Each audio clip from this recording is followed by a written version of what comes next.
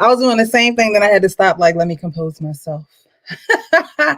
Good evening, good evening. Welcome back to The Real Precious. Happy Monday to all. Good evening, the actual king. How are you this evening, sir?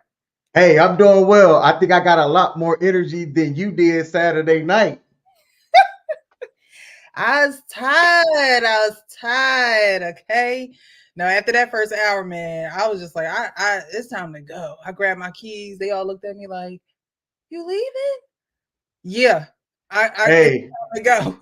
I love the progression of what you said on your Instagram page of how you danced, then sat down, and then you said that head hit that head.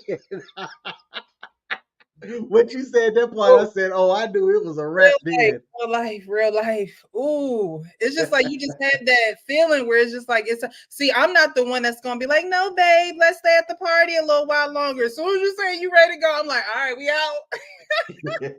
no doubt. We out, we out. Well. Welcome everyone. Welcome. Yes, we had a good time this weekend. I went out with my brother and some friends, and when it's time to go, it's time to go. That's why you should always drive your own car so you ain't stuck, y'all. So you not That part. stuck, okay? Because even though my brother did drive my car, because I told y'all when a man is around, I don't want to drive, but he was going to drive. It was going to be a separate car type of situation, but I was like, yeah, no, let me make sure my car is with me. But it was a good weekend. Today is Monday, new things, new day, new week. And we're going to celebrate in that. So if you guys have anything new to share with us, let us know. For all those who are new here and those who are returning, just to let you guys know, tonight is sponsored by jecreativehosting.com. So if you guys need a website and you need someone to host that website for you, definitely go over there and type in the code of HCM22. You'll get a special discount because you know me and I know you. Well, I don't really know you, but hey, you're family. I mean, we're good. So definitely go on over there if you guys need a website done, and definitely like the video, definitely subscribe to the channel. We have this men's panel every Monday night at 9 p.m. Eastern time. It is a men's panel, but it is an open panel, and so I do want to make that clear because I do get a lot of viewers who ask if it's just a men's only boys club type of situation, and it's not. It's an open panel. One Sometimes love. I will, sometimes I do forget to drop that link just because we just be so deep into conversation. But most times I like to drop the link after we do like our first topic. We're into discussion so you guys can give your perspective. But women are more than welcome to join as well. It's not just a men's, perspective. You guys are here. You set the foundation. We get your perspectives and things like that. But anyone can join in. Of course, if you'd like to be on camera, I do have to see your face behind the scenes. But if you'd like to go off a camera after that, you're more than welcome. So I want to make that clear as well. When I ask to see your face, I'm not asking because you have to be on camera, but I do need to make sure that you are a real person and that you're not coming over here trying to start no trouble because they get shut down real quick. Really quick. Okay. So those of the that are in the chat that got that wrench, use that wrench, child. Use that wrench. Okay. Good evening, Kenny. How are you this evening? Good evening, y'all. Good to see you back, Mr. Smith, in good health. Good. Yes, sir. Glad to be back. And hey, I have to give you your flowers real quick, man. I see that you out here in the community doing things. You met a pretty iconic person not too long ago, man. Hey, I love to see it, brother. Please keep it up. Yeah, I need to post the other ones, but yeah, I'm out here. I like trying to keep my fingers in the community and meeting different people. People got stories, testimonies from where they've been to where they come, and that's something that really intrigues me because Yes, people sir. like that, good, bad, or indifferent, they always got a story to tell. And when we Yes, get her sir. age, we don't know what our story gonna look like. So, I like being in those kind of communities where I could get different takes, different pieces of knowledge. But good seeing you guys today. Thanks so much for being here. We appreciate you. We appreciate you. Just going to shout out some people in the chat. I appreciate you guys for being here. Again, hit that like button. Definitely share the stream. I believe it's going to be a good stream tonight. Focusing on some topics that I've come across. And just diving into them a little bit deeper than the surface level of what we see online.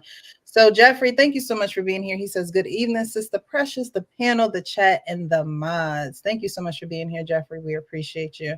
Hello, beautiful, precious panel and chat. Hello, the beautiful Miss Dorian, about to be the missus. Ow. Quincy, I see you in the chat. Good evening, good people. Good evening to you, sir. Tarika, the best mod in town, says, welcome, everyone. Please hit that like button as you come in. Darnell, thank you so much for being here. I appreciate you. Fishing to Fit, good evening, everyone. Good evening, good evening. And we got some more of Q in the chat, just spreading the love, spreading the love. All right, guys. So thank you so much for being here. We're going to have some more people join us. You guys know that our Payne joins us. I believe Hank is also going to be here. Who am I missing? I'm missing somebody. I don't know. It's going to be an open panel. So if you'd like to join, definitely hit the link once I post it in the chat. All right. So this first post, King actually sent this to me. He said he wanted to go over it tonight. So we're going to do an opener on this topic because there were a lot of comments, and I didn't read too many of the comments because I wanted to give like an authentic. I didn't want to be sweet or anything by what I would choose, but I want to bring it to the stage and see what you guys would choose as well as those in the chat. So there are going to be, I believe, 4 options here. So according to who you choose in the chat, we need your participation. 1, 2, 3, or 4. Okay. 1, 2, 3, or 4. All right. So it says, who y'all helping first? This is going to be interesting, right? So Granny, the spouse, the mother, and the daughter all hit this man up. All right. Granny says, hey, grandbaby, do you have a few dollars so I can get some food? His spouse says, baby, I lost my wallet at work. Could you cash at me $200 till Friday? His mother says, hey, baby, I have surgery coming up for my heart. Could you lend me $1,000? Insurance won't pay. His daughter says, I need $400 for my school prom. So who is he helping first? All right, Kenny, I've seen this before. So I already kind of have my opinions formulated after really going through this. So I'd love to hear what you have to say first before I go into my thoughts on it. Okay, biblically they say your wife takes precedence, but urgency, your mama might not make it if you don't give that $1,000, because you know how it is when you step in a hospital and you ain't got that money. They wheel you right out the back in a gurney and you be outside on the street. So every other thing is not life threatening. The one story that the mother is telling is, and I think that would take priority. You could wait. I can feed you. You're not going to starve. We're not in a third world country. Your daughter, we'll figure that out. But of pressing concern, I believe the mother, and I would stand on that. Okay. So my thoughts on this, when I listened to what the daughter said, right? The daughter read, I need $400 for school prom. That's A, not a need, and B, she didn't necessarily ask. That wasn't in the form of a question. So I nixed that off the rip. All right. The spouse said, baby, I lost my wallet at work. Could you cash at me $200 to Friday? Okay, I hear that. I'm going to put that one on hold. I felt as though the mom was a finesse for a couple of reasons. Here, the first reason is, baby, I have a surgery coming up for my heart. Could you lend me $1,000? Insurance won't pay. I'm a really logical person, really logical. In real life, right? Insurance isn't going to schedule that treatment without having the things paid for up front already. And the second part to that is, the scenario doesn't say if the mother has a spouse, but I'm like, what's your husband got to say about you needing this $1,000 that, they couldn't cover or whatever? So to me, I'm hearing the mom's request, and I'm like, nah, that's a finesse. Mom not about to get over on me. So in this scenario, I went with the grandmother that asked if she could have a few dollars for some food. Granny Mm. gotta eat. Well, I get the points that you bring up regarding the mother. Um, if it was clearly stated, that's 50-50. Suppose she doesn't have a spouse. Suppose she's a single mom. I'm going by the information got, not the unknown. So I look at that. With children, most children are rude. They don't use please and thank you. You have to do that little tug. Who you talking to?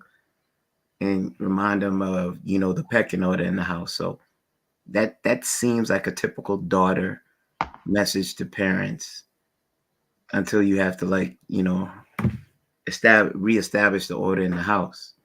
Now, as for the $1,000, I've actually known people, me myself, when they made errors, thinking that X amount of dollars were covered, and they came right in the room when I was on the bed and said, "Sir, this needs to be settled."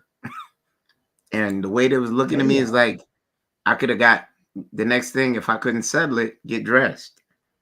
This has to be resolved before that thing is done. So that's where I swing in the thought, the processing thoughts that I use regarding those things right there. Precious. Ooh. Somebody said, tell Granny there's food at home. Thought she ate it. They usually eat at the adult center, so you be good. You stole an apple and pear. Oh my You goodness. all right? So it says, who y'all helping first? Hold on. I think I just heard somebody knocking the door. Hold on. She said, I gotta go check Hey, the background. how are you? Hello, how you doing? Everybody, howdy panel. Okay. What up, Pain? Just in case. Oh man. I know you probably just hopped from BMU's panel, so you probably didn't see this, right? Have you been listening? Not all of it, just the tail end, but no. If you could play it again, Okay, so it's actually not a video. Okay. It's just a photo of a man, and he has been texted by his grandmother, his spouse, his mother, as well as his daughter. And the question is, who is he helping first? Right? So his granny says, hey, grandbaby, do you have a few dollars so I can get some food? His spouse says, baby, I lost my wallet at work. Could you cash at me $200 till Friday? His mother says, hey, baby, I have surgery coming up for my heart. Could you lend me $1,000? Insurance won't pay. His daughter says, I need $400 for school prom. So who should he help first? Who you got, our Pain? His wife. Why? Well, listen, it's simple. Well, first of all, her request was reasonable, but that's his wife. He's got to live with her. The rest of them, after I take care of my wife, then I'll go through the pecking order. But my daughter would be the last on the list talking about $400 to frolic with or some whatever she said, prom. Yeah. I take care of my mother, if she's got some major like that. But if it's a surgery, it's probably not that. I mean, the money can be dealt with not immediately. So it's not an immediate need. So and when I say immediate, it doesn't have to be that day. Right. So the wife is, well, first of all, in a lot of instances, the wife is hands down the one that I'm going to go through first. Unless my daughter was in some kind of danger. That's an easy one. I would say that too. And you guys were talking about, how the grandmother, like, you don't know if she has a husband or not and things of that nature. And in that scenario, you would think, like, let me help my mom, her heart, it's $1,000. And not to say that you're not going to help her, but the question says, who do you help first? So it's not, pick one and the others fail behind, but it's who do you help first? And I think it's almost like that conversation, who eats first, the man or the children? Now, and what do you think about that question? Who eats first, the man or the children? The man. Janet, you going? He looks scared. You want me to go first? I'll go first. You know what? I don't really care as long as I get the big piece of chicken. Okay. All right. So it doesn't matter to you. No. But I know, but it doesn't. Kenny. I initially stated at opening that, biblical, you cleave to your wife and your wife comes first after you're married to her. So I do agree with our pain, but looking at the severity of the situation, okay, he did throw a different caveat about it. What's the time frame that grandma need that money by? Because they're not, I doubt that she'd be so irresponsible to call you the day of and be like, yo, I need this money. That would lean more so into what Mr. Smith, my spidey senses would be tingling. Why'd you wait till now? Because I ain't calling no names, but I know somebody mother I call Grand Hustle. She always got something. It's real nice, and then she wants your credit card number. I'm like, what? No.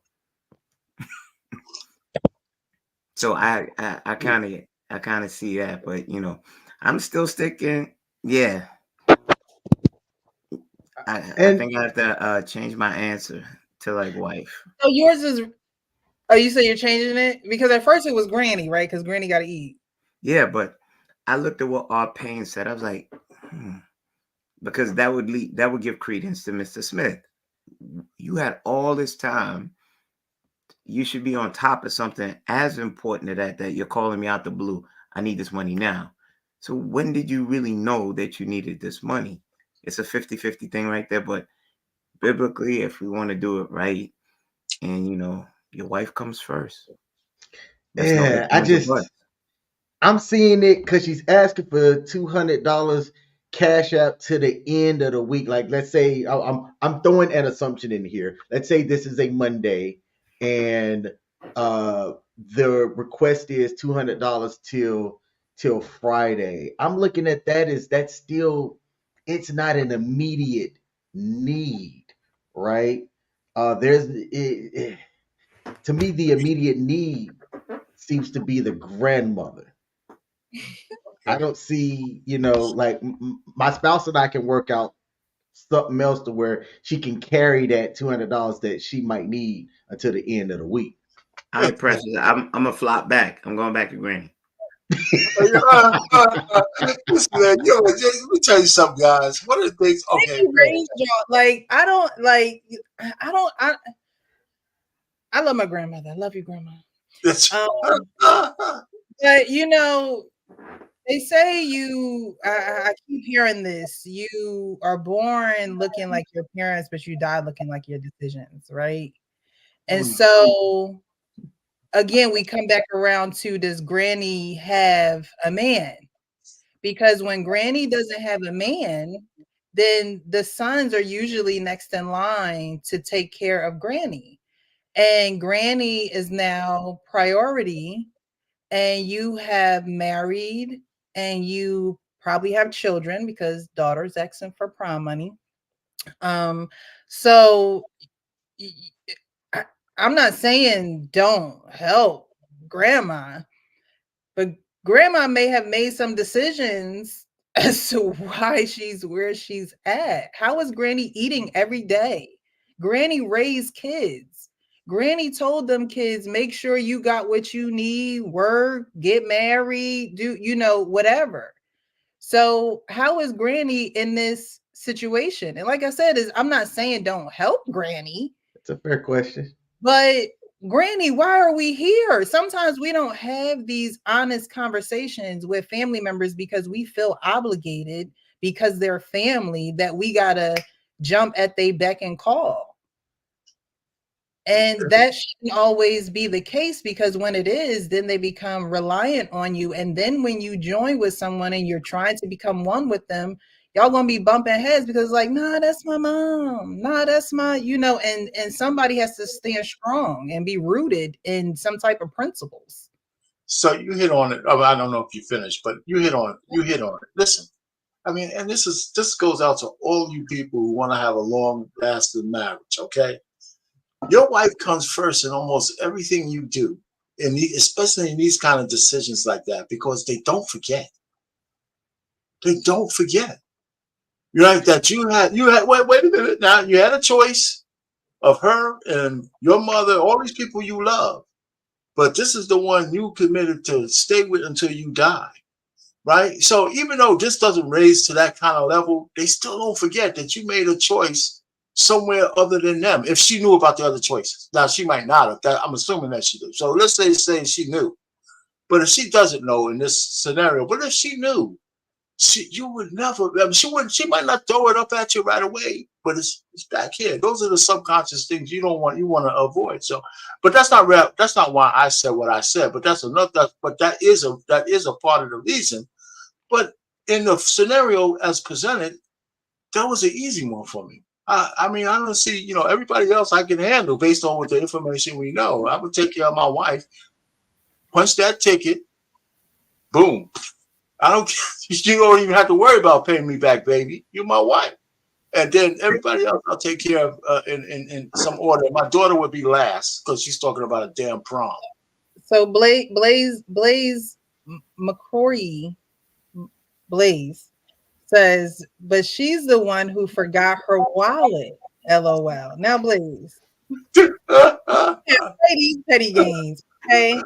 Because she may have forgotten her wallet, but there may be other circumstances, and she needs you. And of course, as a man, you analyze and you assess what's going on. But when you start doing stuff like that and you go the tit for tat and the back and forth, no, it's she knows she forgot a wallet. She forgot the wallet. Some things you just gotta let just roll right off. You just gotta let it, because at the end of the day, she's the lesser of you, and there's gonna be times where she's less than you. I have a question for R-Pain. The way R-Pain speaks and what he said about your spouse, it sounded like to me the spouse can be, I think the right word is infallible, meaning that incapable of making a bad decision themselves, and you're still going to just go with that request because it was your spouse that made the request. I don't think that marriages should operate that way. Oh, I'm sorry. Like, there should to wrap it. There still should be a checks and balance type situation to where you can hear the request and go, I know that that's my spouse, but this ain't a priority. Okay, no, listen. Okay, based on what you said before about infallibility, right? The fact that you make concessions for your spouse is because they're fallible. Nobody's perfect, right? So I don't, so this situation to me is benign, right? But and this is why I think people give up on marriages too soon, because they have expectations of their spouse that's not real. My wife, look, I was blessed. So we didn't have some issues where we had a lot of headbutting, but she's done some shit that really was like, holy shit, man. This is going to take me maybe a year or so to recover from for our family. But I said, you know what? I never caught, so I said, well, but it was something that was recoverable. So from that standpoint, you admonish, you say, don't ever do this shit again, and this kind of stuff, and then you move on. And that's how, and if you want to stay mad, because none of it elevated to the point where I wanted to leave this woman, because what she put into our marriage far outweighed anything that one little hardship. Right? So, I mean, we got to look at it. Now, everybody's case is different, but my tolerance level was pretty high because of because of the things we've been through.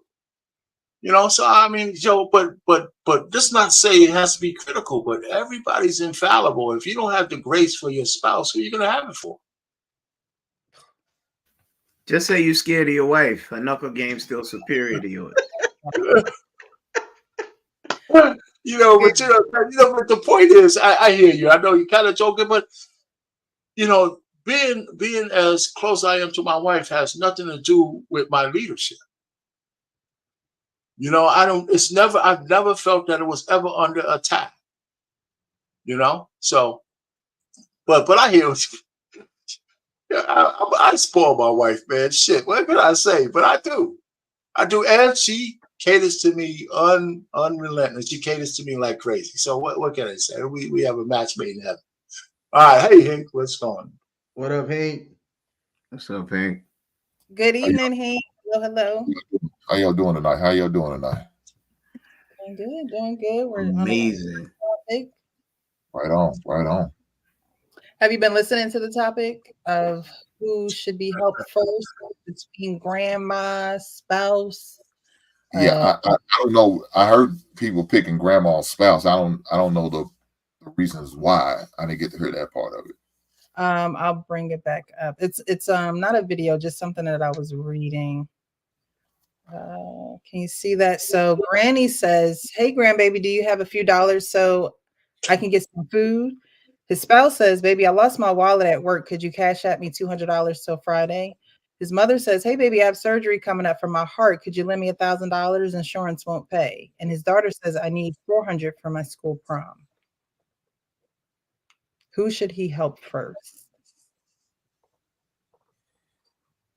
Why is the spouse asking her husband for money? I mean, are they broke? Are they on a budget? I mean, $1,000. What you said? $1,000 for what? A procedure? So That the was mom, the mom. the mom needed 1,000. Let me put it back up.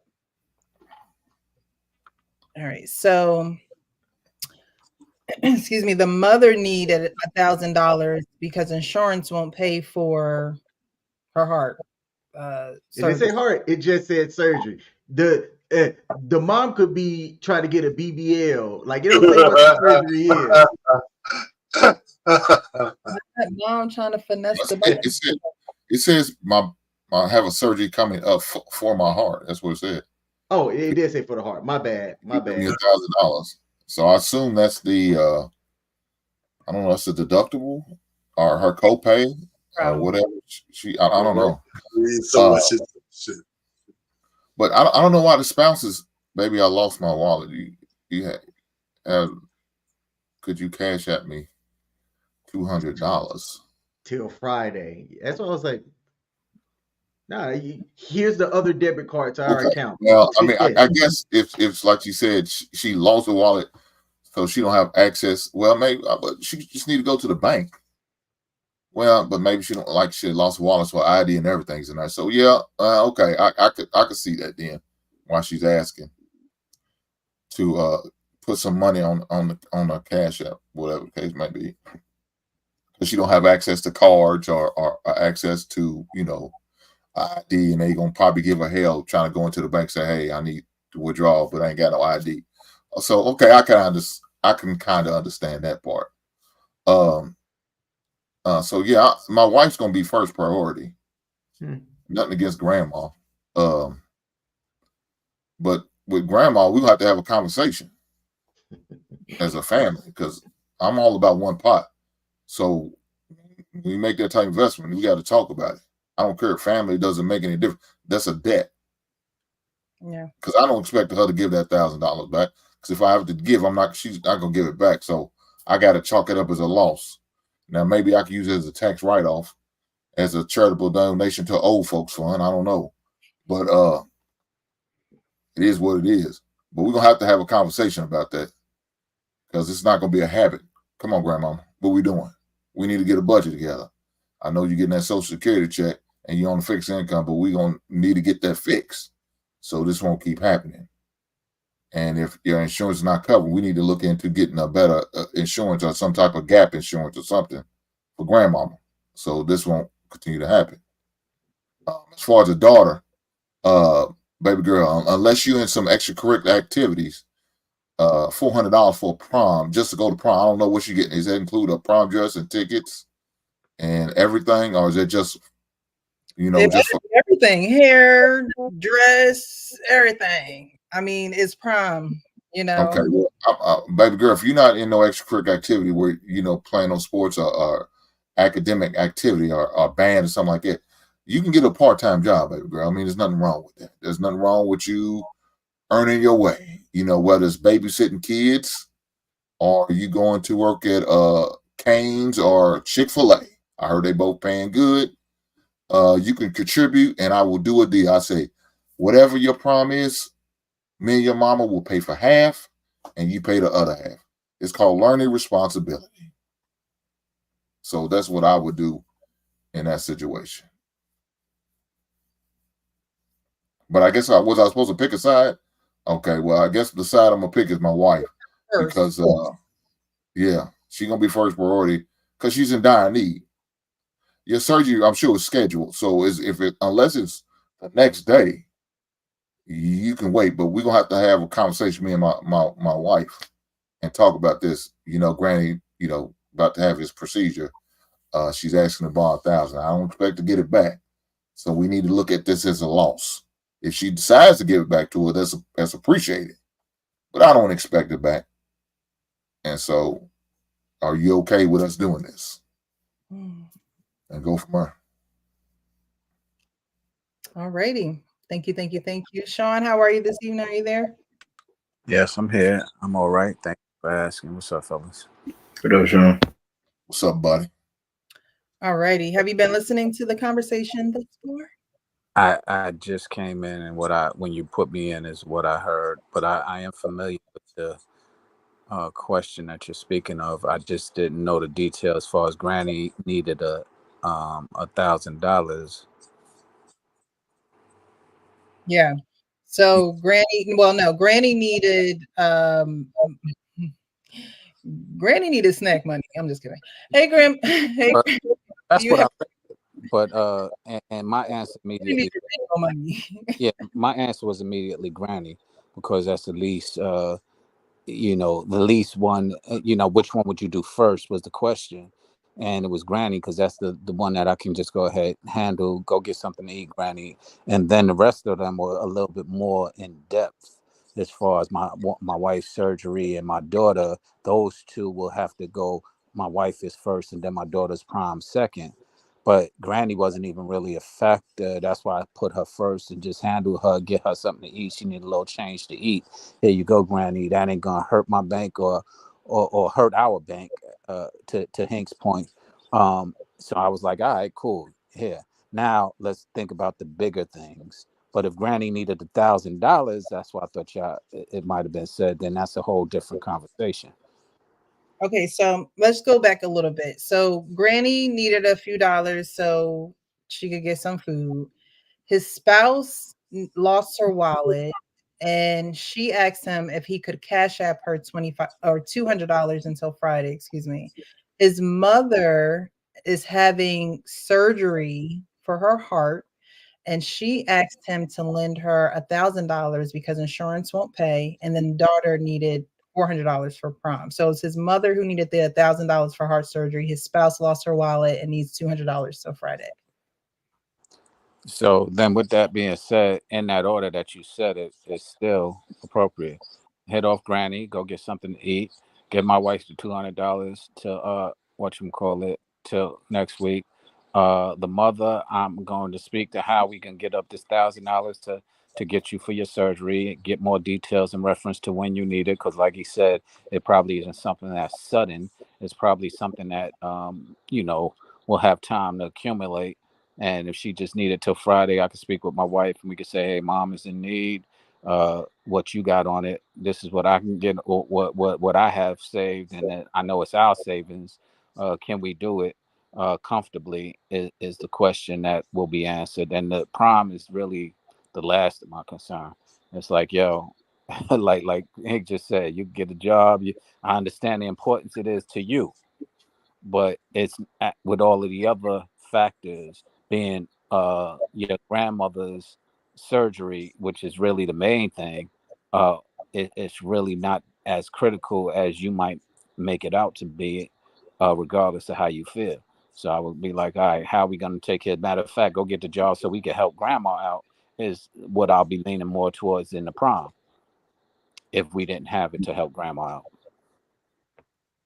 Okay, so you're saying that you would help grandma first, then mom, or did you change it to mom? No. I said in the order you said it, I said, Granny, here's your little chunk, your little change to get something to eat. You're taken care of. Then I'll go to my wife. She need $200 till Friday. Cash app her that immediately. Here you go, baby. And when my wife get home, we're talking about mom who needs the surgery and who needs the most money, which is the $1,000. And I'm like, all right, yo, how are we gonna get this 1,000? Do we have this 1,000? Whatever the case may be. We're discussing that as a family and trying to determine how we could be beneficial there. And then the prom is the last of my concerns because that's one down the line, probably $400. Your prom dress, okay? We'll get that. Let's work on Let's work on whoever need to go in the hospital. I think that was a mother-in-law or grandma to my daughter. That's who I was talking, grandma. Let's go help out granny to my daughter. Yo, you go get a job because if we need it collectively to help grandma to get her surgery, then as a family, we're gonna come together and get those funds for her. And then your prom will come. So priority in that order that you laid it out in. Okay. Now, as far as Granny and I'm going back to this because of course you said, you would ask your wife, hey, what can we do? And, how much can we afford to help out?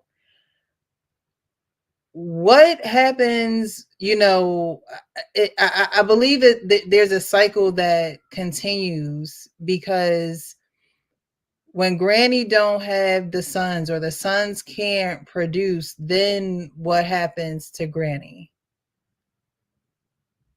What exactly happens? Who helps her? Who then comes to her rescue, or who then picks up that tab that she may need picked up? Who would she run to? Would that be the state? How does she then get help? Good question, and I guess we can assume, but there could be other siblings, there could be other relatives, there can be government help. There's a lot of different options that can possibly be available. But Mhm. let's just say if we don't have it, we don't have it, and Right. if we don't have it, then we have to explore those options anyway, and that's when we still put our heads together to figure out how we might be able to get it, whether it be through our pool of resourceful friends, whether it be through government and us finding the right agencies that can possibly help us out. If it's through getting another job within our immediate family to try and offset what she can't afford. I mean, if we're not available, it still needs to get done and um, available financially. It still needs to get done. So I would say we still have a lot of work to do ahead of us, which is trying to help out the community, which is our family. And I'm only asking just because there are a lot of women who do not want to get married. There are a lot of we talk about this all the time, right? There are women who still want to get married. I'm one of them. But there are women who don't want to get married. So it's like when you get old, who is going to take care of you? Seekingarrangements.com. That has to be something that women consider, you know what I mean? Because certain phases only last but so long. And then you do come to a point where, you will have to lean on other people. And you may have to lean on them more than they would like you to lean on them. And I'm not saying don't help family because, family is family, but sometimes family be family. Okay, sometimes that is the case. And so we are going to get into a case of a guy who helped family that wasn't there for him. And so I think that takes a huge amount of forgiveness, growth, and things of that nature, because sometimes our family is not there for us like we would like them to be, but being the bigger person is is more than what they could have done. And so that's a depiction of that. But I appreciate everybody who's here. I want to highlight some of these comments because y'all had some really good things to say. So we're going to get there. So we have Lester Weeks. I always enjoy your show. Thank you so much for stopping by. I appreciate you for being here. You guys definitely shout out where you're watching from. I like to know where you guys are watching from. I'm a little nosy. Blaze says, in these specific scenario, the mother would be addressed first because it's far more urgent than the others. Vending machines won't hurt none, and prom isn't until May or June. Okay. Harrison Davis says, each person needs a repayment plan before anything is sent. Now look, how are we gonna get this back? Okay. Man sound like he getting paid by all women in his life. Maybe he meant played. He also says you could say to the wife, when was the last time you seen it? So I think he was saying that in regards to Blaze saying, well, you lost your wallet, right? So he's turning it around and saying, when was the last time you seen it? Pretty much helping her in a way that, you know, doesn't accuse her of being so careless or whatever the harsh words we can use when we're in arguments or when we're saying things and we're shooting from the hip. It's okay. When was the last time you seen it? You know, I'll help you out. I got you till Friday, but we need to work on, you know, these habits you may have or things like that. Again, like Arpain said, like this is the person you're going to be with for the rest of your life. And so the way that you communicate with them and the way that you solve issues, conflict resolution, and things like that is important. So that is another way to flip it. When was the last time you seen it? Let's work on this thing together because I know you're already stressed for losing it. Percy, that's definitely a good point. Because and the one thing you definitely want to address the wife thing first, because she, like you said, she lost her wallet. That could affect you way more than that $1,000 you're gonna cash up to your mama. They could run your credit cards. You know what I'm saying? I don't know the cards you got or whatever the case may be, but that could do a lot more financial damage than that $1,000 I'm a loan mom or mother-in-law or whatever the case may be. So yeah, it's another reason why the wife should be priority. We need to answer the question. Like, what happened to this wallet? Yeah. What did you report your car stolen or lost or whatever the case may be? Did you address that first before this Cash App shit? You know, right. So. Right. And that's, you know, you're going to ask questions with everybody else, but these are things that's help developing y'all bond and what's going on with y'all. You know what I mean? Not to say that the surgery's not important, prom's not important, like those things are important, but they, you know, I was raised in a house where my parents didn't let me and my brother get in the way of their marriage. That was not happening. It was not like, no, it's me and your mom. It just wasn't happening. And we knew that. Like there was no try to pin mom against dad or get in between. Like, no, we knew they was a united front. Okay. They was a united front. So, you know, those are developing tools where it's like, okay, we're going to, like Hank said, there are going to be a host of questions that I'm going to have to ask you because there's a lot of important information in there. And before I can get to anybody else or think about anybody else's safety or anybody else's protection, whatever, I need to make sure our household is okay. And part of that household is in your wallet. So, I think that was definitely important. Hey, thank you. If mom needs money, Dorian says, if mom needs money with heart surgery, first thing hubby should say is, let me talk to my wife first, which is true. Y'all are each other's first line of defense at all times. So, I mean, you can't argue with that. Let's see here. I think I saw some people shouting out where they are from. Chicago in the house, Philly in the house, Memphis. is almost in the house, but Olive Branch is here. Okay, Olive Branch is You might here. as well call Olive Branch Memphis. It sniffs it. It's right there. All right, Memphis is in the house. Thank you guys for pulling up. Definitely hit that share button, hit that like button, and subscribe to the channel so you guys know when we go live. Lady Di and I go live on Wednesday evenings at 7-ish. So just show up around 7 and we'll get the party started.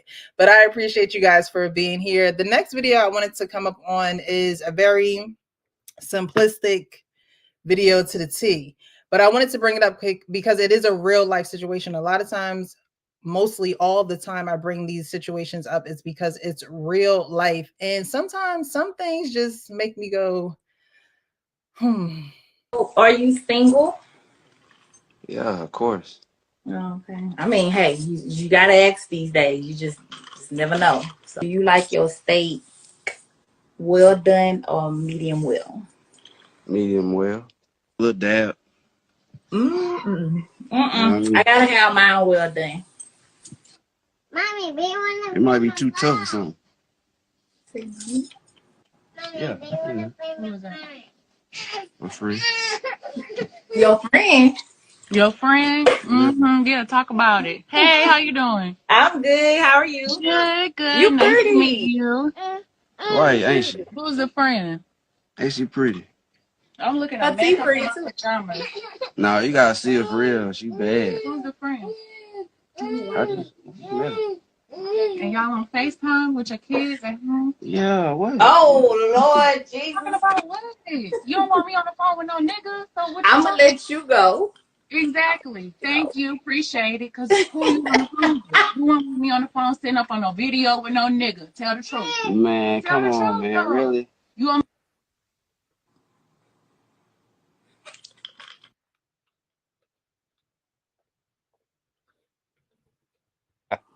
why?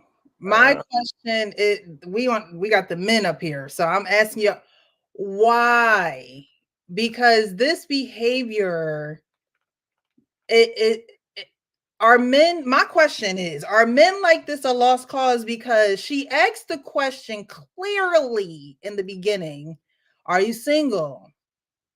You know, you never know. We got to ask these questions nowadays. We got to know. Oh yeah, for sure. For sure. For sure.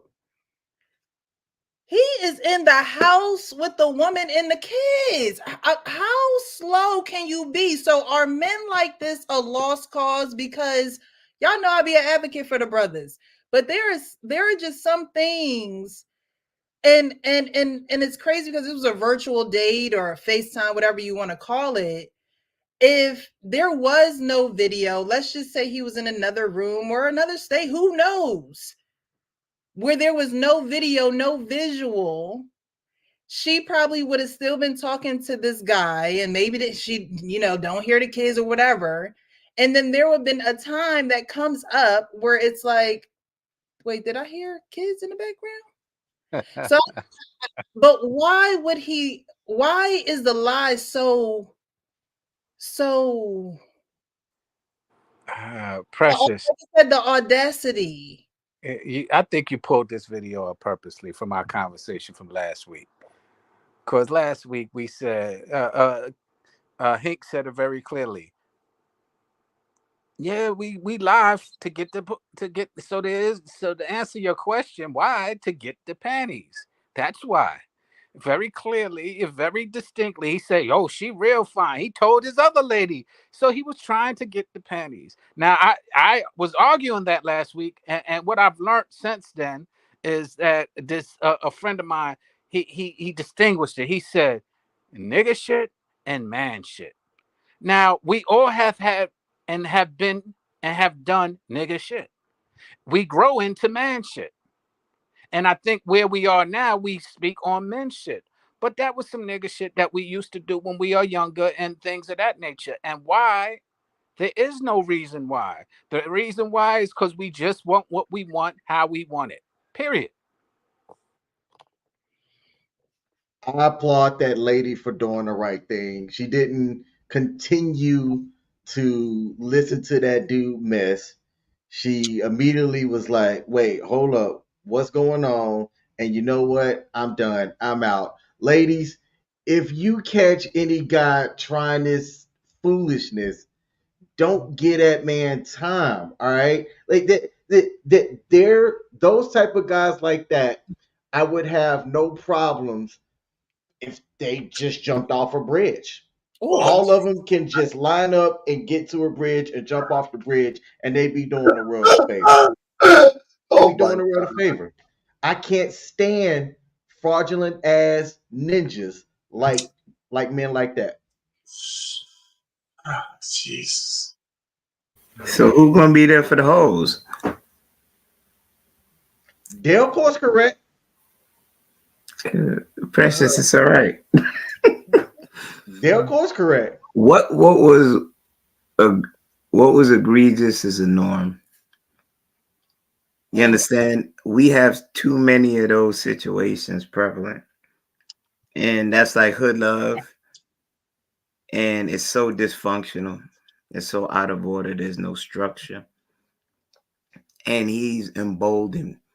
If he did that with that lady on FaceTime, you think that's the first time he did that? Your percentages say no. He lacks respect for his children. He lacks respect for his child's mother. He lacks respect for himself. And he wishes to promote. There was something I said before that was challenged regarding Ray Ray and Pookie's many episodes ago. They wish to give you the cancer that they have. And they have no problem, like a bull in the china shop, moving on relationship to relationship, doing the same thing. What sane man brings 2 hefty bags of trash to a woman that's looking for a relationship?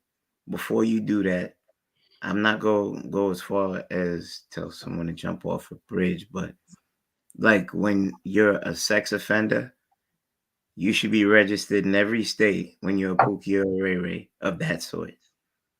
As soon as you hit that state line, whoop, whoop, whoop, yeah, you. So is it my turn? Listen, man, I can't believe you guys, man. This guy is no worse than the average chick that goes on Kendra G's show. He's no worse than the average chick that goes on Kendra G's show. That's so true. They can jump too. Wait, hold on for a second. They can jump too. Go ahead, say what you gonna say. Listen, I was just saying they can jump too. Well, okay. Well, what I'm trying to say is this dude in no way. I mean, listen, Precious had to go down to the archives of hell to find this dude. Okay, the average black man doesn't do stuff like this, and he's just showing you how he disrespects the woman he's with and the baby that he has, and to even actually get online with somebody else. I mean, that's Kendra G in reverse all the time. I mean, how many times she got girls on there with 17 kids and a guy still in the house looking for a date? All I'm just trying to say is, listen, this guy might be ratchet, he might be lowbrow and all that kind of stuff, which he is, but let's not put some blanket indictment on the brothers because of one jerk that we found a video of, even though we know that there's a certain percentage of men just like that. But we don't listen. I'm gonna give one for the guys. I'm giving one for the guys. This guy is no way indicative of how men are. And men who cheat, they cheat, but they're a little bit more stealthy than that. So who put the blanket This in? guy's an aberration. Here I come to save the day. That Yeah. means that Who put the blanket indictment? I'm standing up for the brothers. Not that guy, but Captain Saver, bro. That's Captain why Saver, bro. are men like this a lost cause? Because Well, yeah, he's a lost cause. Right. I'm literally talking about, that group of men, because some men never grow out of that. Some men don't have mentors. Some men don't have men who teach them and, build them into better men. And, males are born, but men are made.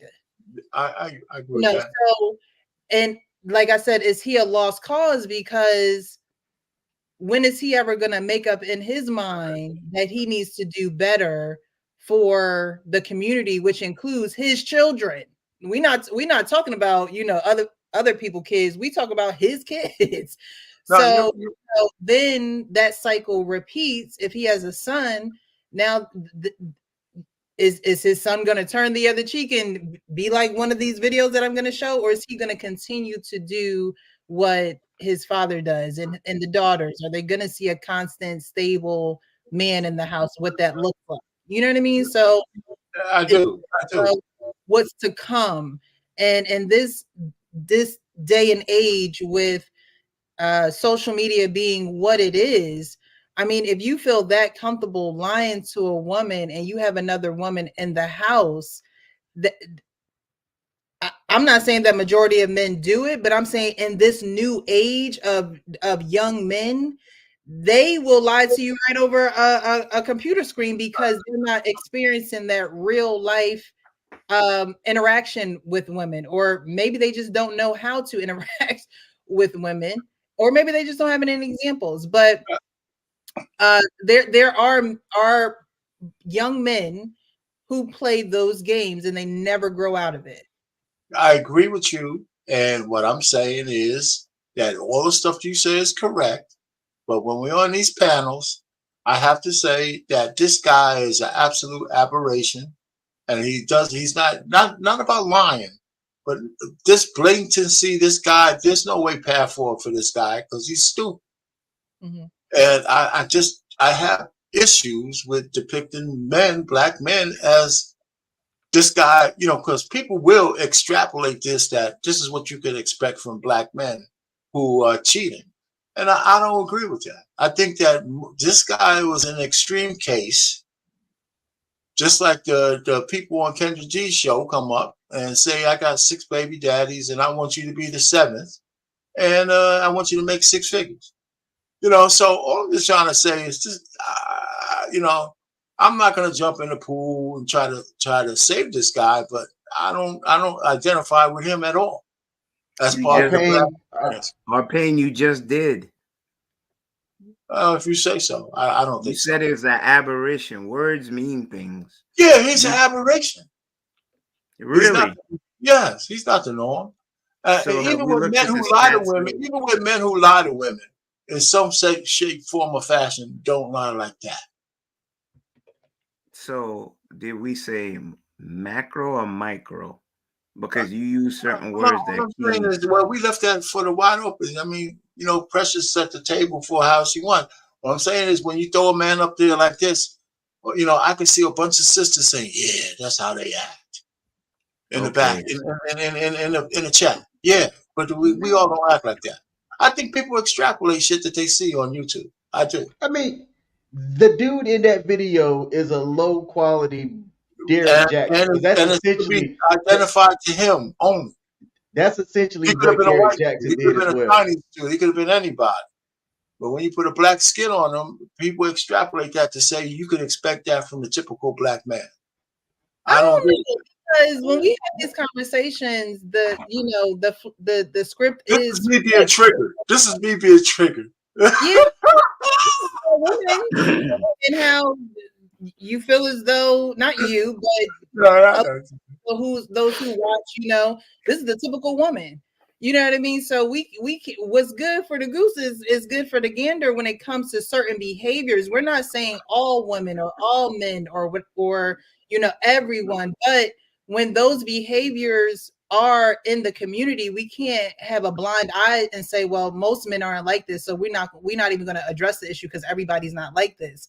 When those are cancers that spread in the community, and the good men don't necessarily want to be around that because they don't want their family affected. They don't want their community, you know, what they have going on in their immediate circle and radius. They don't want it affected. And so they do, you know, go out to the suburbs and things like that. And so this community of a man who does not have integrity, does not have someone to say, hey, look, what you're giving, because we talked about this last Monday about what men give, women are going to multiply, right? And so I can hear what you are saying, Arpain, when you say, oh, well, they're going to look at this video and say, well, all of them are like that. And that's not a truth. It may be, you know, an opinion for some people, but when women multiply, that is what they're going to multiply. So you pointing that out is, you know, relevant, but at the same time, it doesn't mean that it's a fact. Just like when the men point out that, oh, that's just the typical woman. That doesn't mean all women are like that. It's just like, no, that behavior that she's displaying is spreading. And so the behavior that he is displaying will spread. And it may not be the lie of I'm single, but my baby mama and my kids are here. It could literally be I'm single, but I'm in a relationship, and they may not have kids to show that there was, you know, a definite bond between the two. But there are men who lie about being in relationships. There are men who are not honest when a woman asks him a question. And so, you know, it's not necessarily the man, it's the behavior in the man, because the man can be made into a man who has integrity, a man who will respect, a man who does, you know, want to be a productive part of his community. And when I say community, your community starts with you and in your family. And then you spread out, and then you give the gifts, and then you share what you have. But there are men that have this behavior. And so, you know, I'm never going to attack the man, but the behavior in the man can be changed. And so since we have this men's panel, you know, I appreciate everybody's perspective. And I think Sean was going to go, and I apologize because I think I cut him off. But Arpan, I just wanted to point that out, because I know, you know, we want to, you know, always shine the light on what the good men are doing and how they are showing up in the community. But if we don't, you know, I hate to say it, but you got to kill the cancer. No, But I'm like, with you. I'm with you.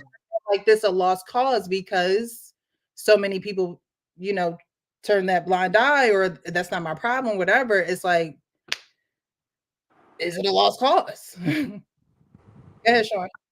All I was doing was relinquishing my cape of Captain Saver Aho to my Captain Saver bro over there, and so that he can soar through these wild blue yonders, saving these men. But because I mean, that's the point that I made last week, and I think we need to. It's not about not holding a woman responsible for when she does things that are similar. It's about, if we're going to call ourselves leaders, taking the leadership and responsibility, that, not just conveniently. And a lot of times we do it conveniently when it's appropriate and when we feel like it. And I'm like, yo, that's why we fail so often, because we got to stand on it. If we're gonna be leaders, then we got to change our ways. We got to check men like that. We got to be able to say, yo, that ain't cool. That's some F-boy stuff.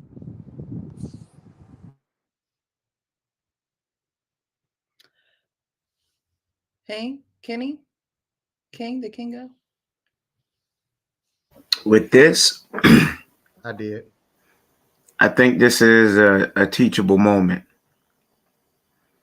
I don't want it to ever be, I respect all pain, but words are aberration. It's not a factor. You have girls. There are other people, dads with girls. Good structure, good home family values.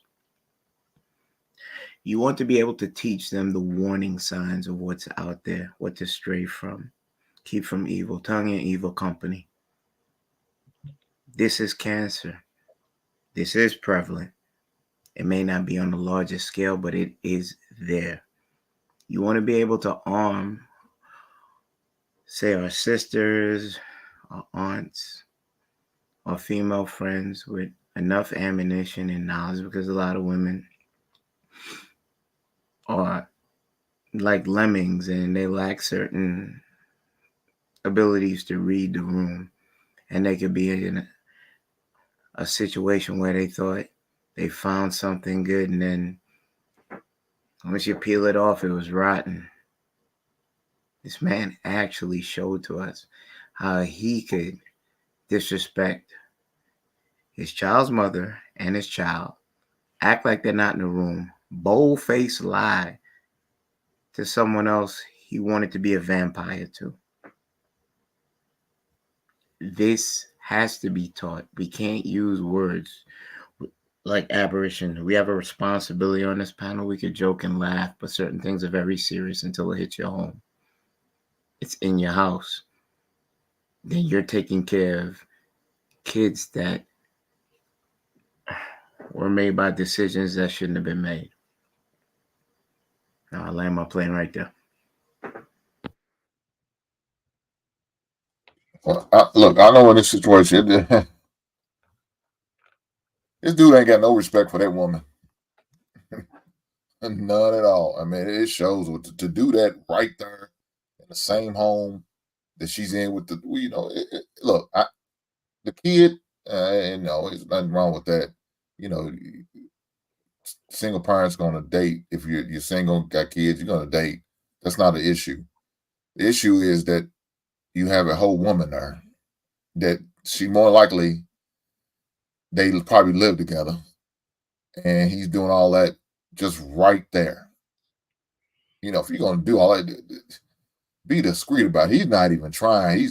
That just shows no respect for him. He doesn't care. And then she called him on his bullshit by saying, "Well, you wouldn't like it if I was talking to some other dude." No, he wouldn't. No, he would probably be ready to fight her and the dude. So everything about that was bad, but she needs to leave. I'm surprised she was as calm as she was and laughed it off as she was. She probably should have laid hands on him. She probably should throw some of them Al Green hot grits on his ass. Truth be told, he had no respect for your ass at all. At all. That's crazy. So, yeah, she probably need to leave him right there on the spot while he was on there. Oh, okay. So you're doing, and you know what? And her all this, she should have been packing her goddamn clothes up while he was online enjoying himself, yucking it up. Yeah, she should have been packing her and them kids' clothes and getting up through. He ain't got no respect for you, man. None at all. So, Jason Wright, he didn't even flinch when she came in. Who are you talking to, my friend? Listen, they ain't together, man. She's just his baby mama, and she's there for the night. You know, whatever. I mean, that kind of respect means that she, and her calm demeanor was completely anti-hyena, right? I mean, she seemed like she's seen that before. And it's the only thing she said is, you wouldn't like it if I did it, regardless of our relationship. And she was right. That even if they didn't have a close relationship, he wouldn't want her to disrespect her like that. So she is correct in that manner. But I don't think they're that close. Because most women, especially, I don't want to say especially black women, most women wouldn't accept anything like that. And her reaction kind of gives you insight to how they deal with each other. Because she was calm as a cucumber. Here I come to say. Yeah. Listen, the guy's ratchet, okay? What I'm just trying to say, the situation, I mean, this is an extreme case. And listen, are you single? Brother. Go ahead. Hold on, I'll play it one more time, okay? Because I mean, the first question right off the bat, are you single? What's up? So, are you single? Yeah, of course. I mean, hey, you gotta ask these days. You just never know. So, do you like your steak well done or medium well? Medium well. Little dab. I gotta have mine well done. Mommy, we Well, want to. It might be too tough or something. My bad. I'm free. Your friend? Your friend? Yeah, talk about it. Hey, how you doing? I'm good. How are you? Good, good. You Nice to pretty. meet you. Right, ain't she? Who's the friend? Ain't she pretty? I'm looking. And they gonna say, ain't she pretty? You lie. My bad. On this side now, ain't she pretty? Yo, can I have my cake back, Payne? Give me my cake back. I think pretty too. No, you gotta see it for real. Then got old girl in an uncomfortable conversation, compromising the situation. Oh, her teeth pretty. It's like, what do you say? You know? She bad. Who's the friend? I just met her. Poor baby. and y'all on FaceTime with your kids at home. Yeah, what? Oh Lord Jesus. Talking about what? You don't want me on the phone with no niggas. So what you I'ma talking? let you go. Exactly. Thank you. Appreciate it. Cause who you on the phone with? Because this ain't the first time, but we gonna get to that, sis. Thank you for dismissing yourself. You want me on the phone sitting up on no video with no nigga. Tell the truth. Man, Tell come the on, truth, man. though. Really? You want Oh my God. Oh, I applaud the sister there. She was cool as a cucumber. I just received. I just got new information about that. Hey, there wasn't nothing cool about it. She was about to get ratchet. She just cut the camera off. That's why you didn't see Well, it. yeah, well, you extrapolate that. We didn't see it. You extrapolate. That situation's more than just a baby mama. Because when she threw that in his face, talking about, you wouldn't like it if I get a man, and how he's dressed. Come on, man. Don't say that. Don't do that. Yeah, that's more than just a baby mama. She's just baby mama. There's some feelings in there, else he wouldn't have gave a shit if it was just baby mama. On her side. All it was. It was feelings on her side. Like I said, you go pull back more than Feelings one on wife. his- Oh, Pain. Did you hear what she said? You wouldn't like it No. if I was talking to another man. A man who ain't got feelings for wouldn't give a shit who she talking to. In a territory, you can have 1,000 women. I know a guy had 1,000 girls. He always got mad if one of those girls had somebody else. Oh man. And he wasn't no player. Men don't like that. Men don't want nobody else. They can have a harem of women, and they still get mad at one of them jumping. Oh, yes, it is. Boys are like that. He got feelings for. Look her, dog. I had this conversation with my lady this weekend. Okay. He said, "Can you do something without no feelings?" Yeah. I look, back in the day, I moved with no feelings. I would knock a woman down and didn't give a goddamn about how she feel. I agree with that. I didn't care. If she had another man, I didn't care. So I don't know what you talk about. He had the other girl. Did you have any? Or were they one and done?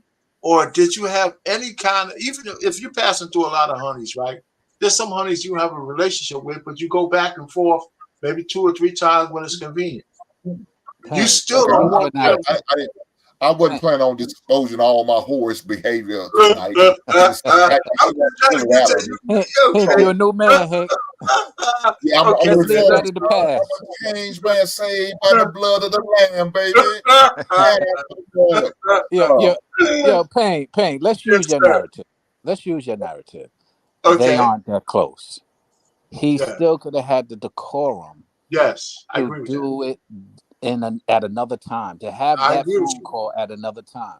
And I agree with that. Right. So there are no I don't see anything to give him credit for.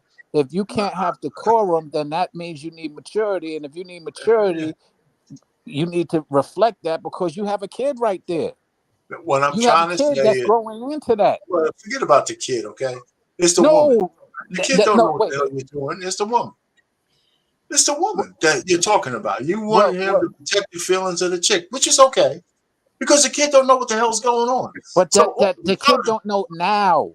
The kid don't know kid's what's never going gonna know on what's going on. now. You think the kid's gonna respond this conversation? Wait, Sean, I agree with you. It's videotaped.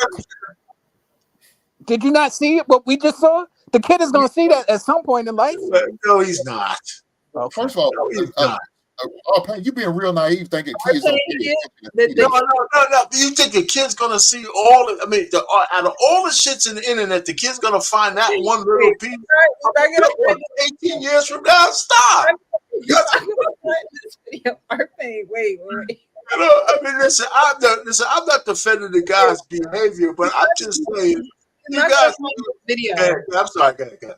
But what can happen is some things aren't taught; they're caught, right? So some things are in your bloodstream that he will see it when he looks in the mirror, and he's greedy, and he feels a sense of entitlement, and he feels like he has to have things, and so he's going to be deceitful. And when those traits are not checked, he will see this video because that son or that daughter will be looking at themselves in the mirror because no one checked this type of behavior. And the mother is probably trying to keep her family together. She probably don't want to be a single mom. And so she's in the house with this man and trying to make it work. Probably know he may have stepped out before, because like she said, you wouldn't want me to be on the phone with, X, Y, and Z. Now, did they do it the right way? No. And that's why it's chaos. Whenever you do something outside of the divine order that it should be done,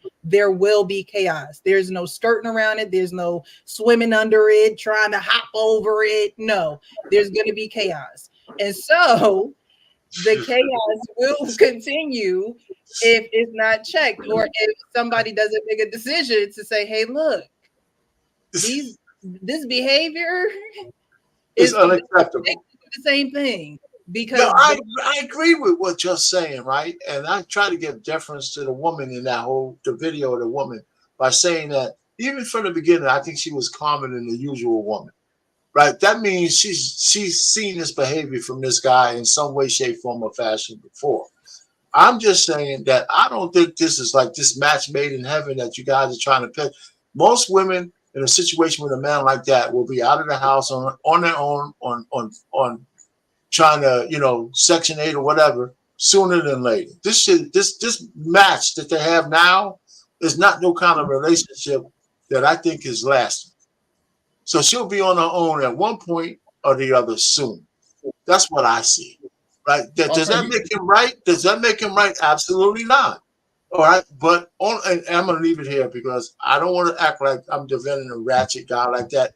From the standpoint that this is the guy of acceptable behavior, I just can't stand when I see a whole panel of men coming down on a brother who I just feel compelled to say something. That's all. Payne, I remember a couple weeks ago, your ass did this bullshit was cape because you had daughters. Now you all of a sudden you don't like to see a bunch of men. You need to stop it. Listen, my daughters, I navigated my daughters to adulthood, so they didn't fall trap to guys like that.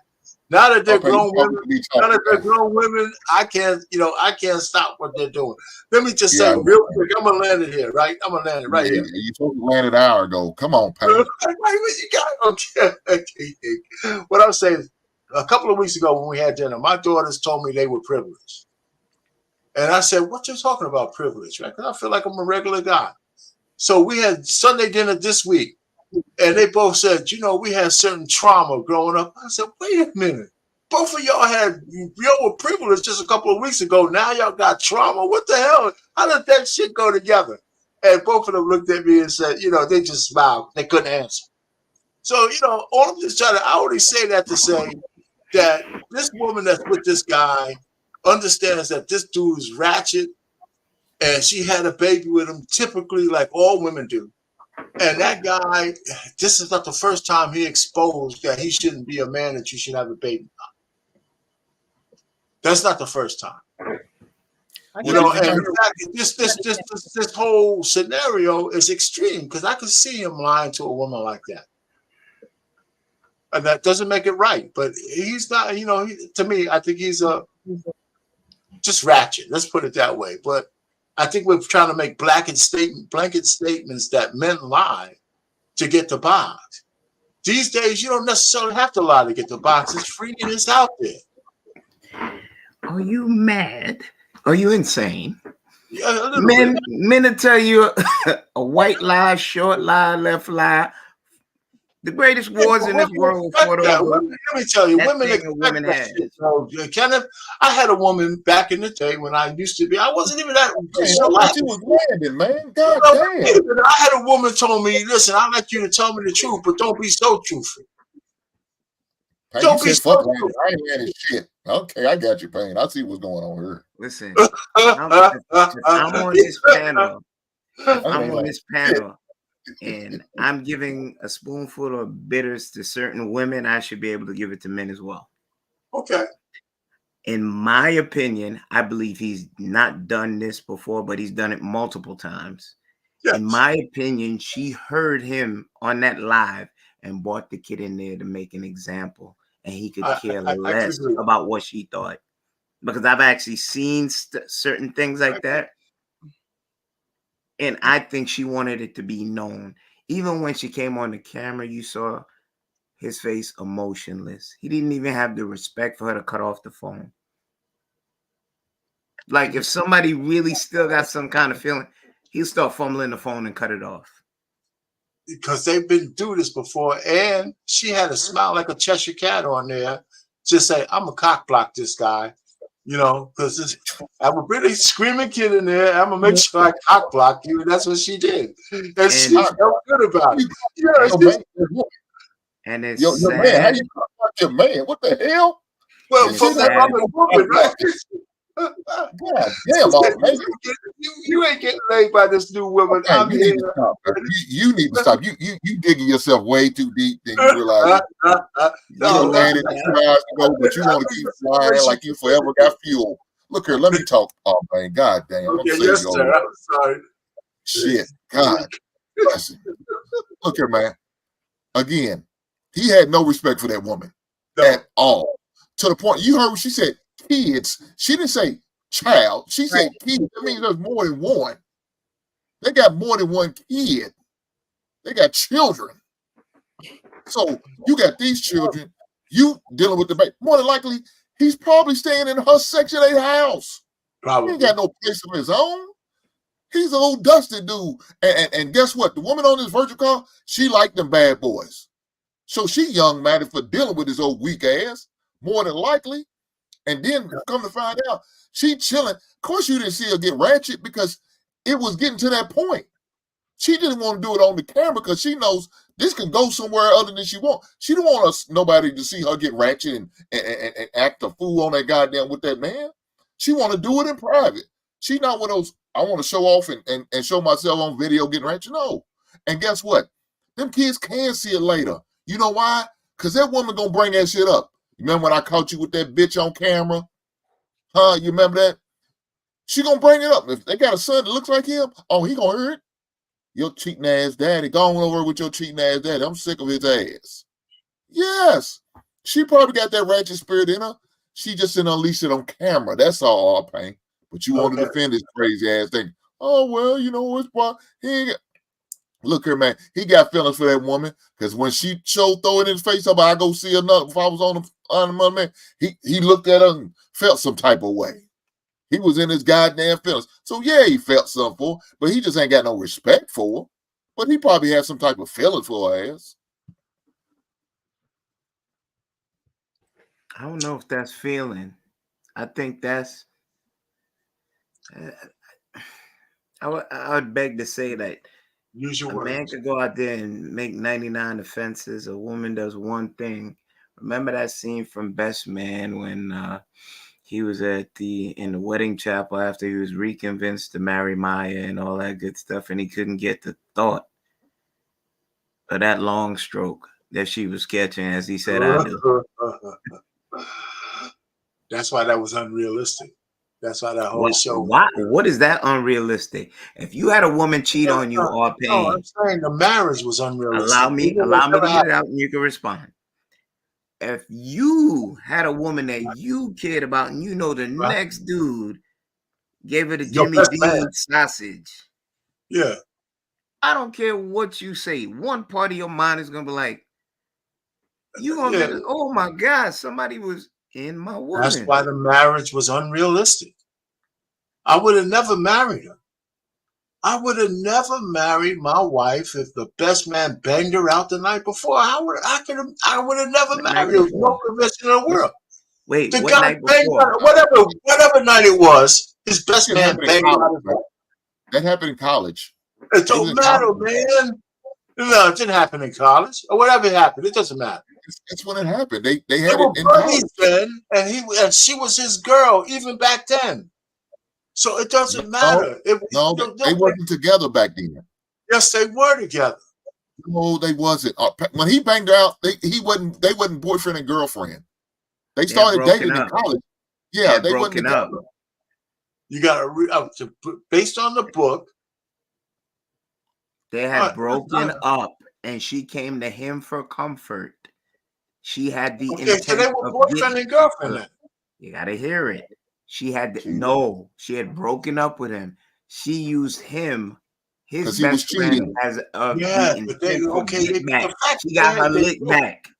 yeah, listen, the fact that they were going together before, and this is your best. Let me tell you, how many guys bang out their best buddy's girlfriend? That's like almost taboo. It's taboo, right? That's any girl in the world. You ain't gonna fool around with your best buddy's girl, even after they break up. But it has happened. Of course, it has happened.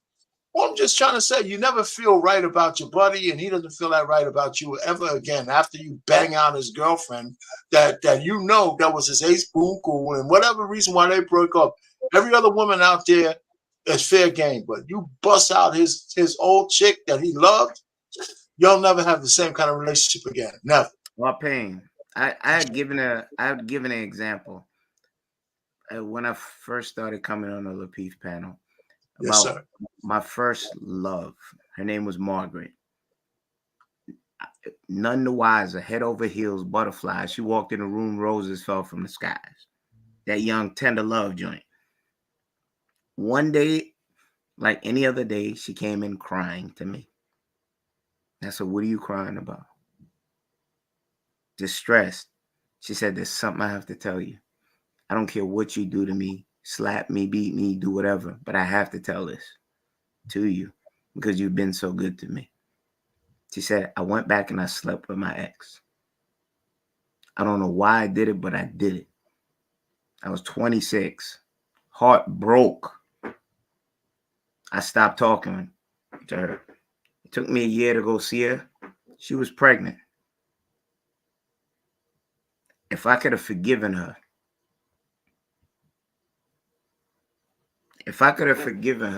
let's use biblical quotes. Faith of Job, strength of Job.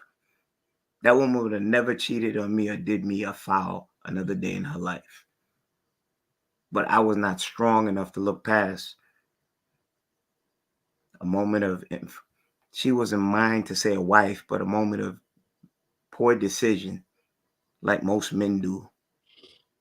But you're here saying that you couldn't forgive and using the best man story for him being the random, not more than random, the consummate cheater, the habitual cheater, and she steps out for her lick back and you can't forgive her. That don't even sound fair, but we're not in a fair world, right? But this goes back to she lost her love, her self-esteem to the point where she's dragging her kids on the phone to keep her child's father off of FaceTime with other women. You championed his cause, but sometimes we gotta stomach some of the stuff that we do to women. And I'm not pandering. No, I'm not gonna call you that. I'm not gonna call you that. This is a case in point. I've known many women that lowered their esteem just to keep something in their life, even if it wasn't good for them. And this is one case. I land right there. Well, let me listen. This is a good conversation because there's another way that scenario with the girl that you should have forgave is that if you forgave her, the triggers that made her go to her ex-boyfriend are still there. So maybe not a year, maybe not 2 years, maybe some other time, she's busting it out for that guy again. So the truth of the matter is women are like, when the things that make them fall for guys, the alpha guy that they never can forget, there are women that she could have a whole full life, but that one guy who hit her right, not just by the sex, but who connects with her right, he probably has access to her for just out of the clear blue. There's some guys with women where they have access no matter what else she's doing. She'll take that chance. If you put him in the same room, he's knocking it out. Okay, so so all I'm just trying to say is that if you discover a woman who might have a proclivity for a certain man, I had a girlfriend who was a single mother. 5 years after her husband left her, she's still talking about him on a regular basis. So I'm saying, shit, man, this guy could come in no matter what we do together and bang that shit out because she can't get him out of her mind. That's all I thought about. So I said, we can't work. So listen, you guys can take it any way you want, right? And I mean, listen, I don't want to get too personal about my own situation. I mean, because listen, I mean, reflecting on my life based on these YouTube streets with the women, I didn't do that bad. I didn't do that bad, man. Shit, I can fucking write a book.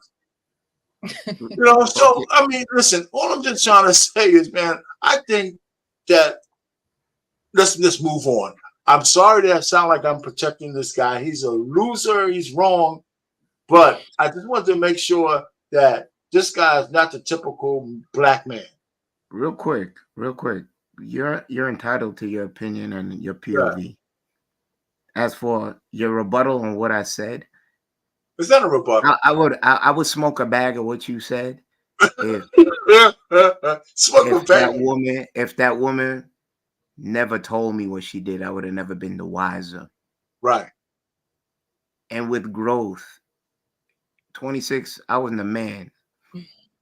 I just learned how to pee straight. At 26?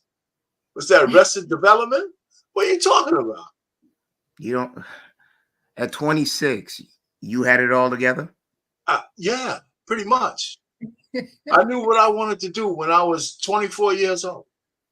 And earlier. Matter of fact, I knew what I wanted to do when I was in college. Say you're the unicorn. I'm not a unicorn. Okay, hold on. I'll get there real quick. So at most men at 26 got it all together? No, I didn't say that. So that make you an anomaly, right? No, it doesn't make me an anomaly. I'm saying, what I'm saying is that it's not unusual for some of us. I don't know how it was most or not. Maybe the era I came from is maybe a little different. But I knew what I wanted to do when I was in college. That's what I went to school for. I knew what I wanted a career in after I graduated. I knew I wanted to have a wife at some point when I was in my 20s. I knew all of this stuff. That's how I geared my life. You know, so it doesn't make me a unicorn because I was never anybody I considered special. I just thought that's what we did as men. And this whole notion that our brains aren't formed and all this horse shit, if they can send me to die at 18 in Vietnam, fuck you telling me my brain ain't formed. You know, so I'm saying, listen, all I'm just trying to say is that you're a man when you decide that you're responsible for your own life. That could be 18, 19, 20, 21. That's it. Everything else is just constructs, social discussions and shit like that. Payne, do you think you're encouraging yourself? Hey, what? Say that again. Do you think you're encouraging yourself? I'm encouraging myself? Yeah. No, I don't know what that means. I mean, remember now, I'm closer to the end of my life than the beginning. Look at your name. What's under your name? What are you saying? Oh, yeah. Don't encourage idiots. Yeah, that's right. That's DEI. That's what it stands for. Don't encourage idiots. So, yeah, sometimes I could probably be an idiot, but intelligent. You know, I think there's some, that's why I like having this panel. And I must say, a lot of people enjoy this panel. And I believe it's because of the different personalities, the different perspectives. I mean, we got a baby boomer, we got some millennials, we mix it up. Everybody has a different perspective. But what I was going to say to what our Payne said, he said something that was really profound about certain things being constructs in our society, right? So a man is a man when he decides to be a man. And what you said was you knew what you wanted. I think that that's the issue with men that are in videos like that. You don't know what you want. You're teeter-tottering, you're hot, you're cold, you're not picking a side, you're not, really handling your responsibility to the best of your ability. You're giving your bare minimum. You're not being respectful. You're not really producing in your community. And so things around you really aren't going to thrive because you are the source of what's going on in that community. And if you're looking for a woman to do that, then you're really not going to get that far, in my opinion.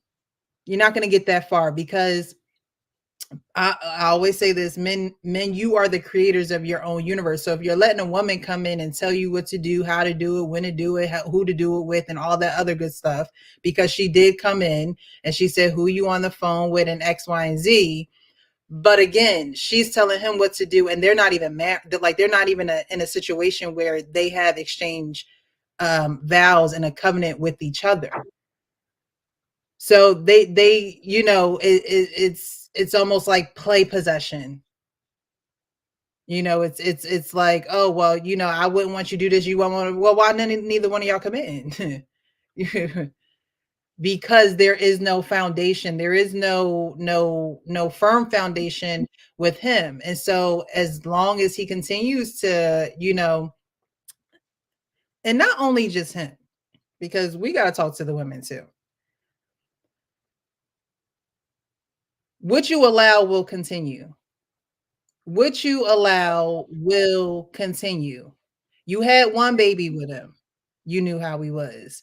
You got another baby with him. You know how it is. When you shut it down, you got to shut it down. I think us as women, we hold the door open, we crack the door. You could come back in. I think this time it ain't. I'm done this time. No, I'm not done. We have to close the door. Women have to close the door. Because if not, what you allow will continue. So if you don't want that in your life, why are you allowing it in your life? If you know what you want, why are you going after things that don't serve what you want? He lied in the first sentence, right? Then he tried to be back on his baby mom side of things. Yeah, she looked good. Yeah, she looked good. And then he is trying to tell the girl on the phone, like, oh no, that's you, no, that's it.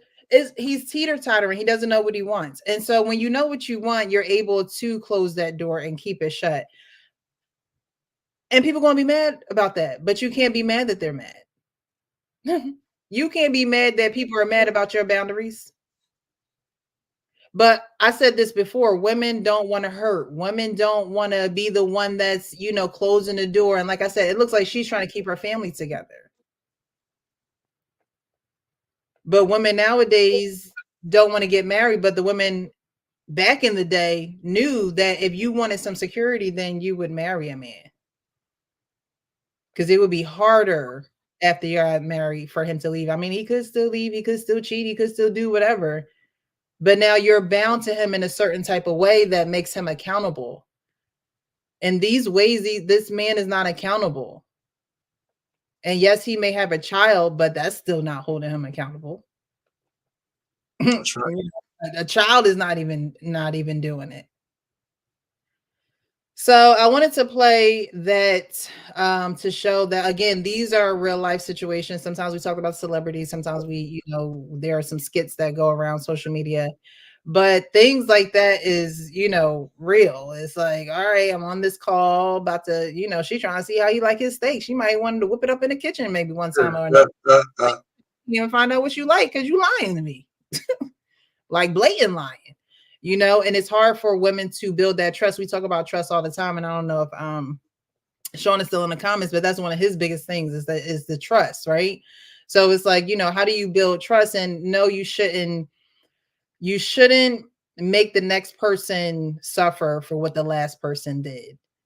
But you also have to reevaluate what you allowed too.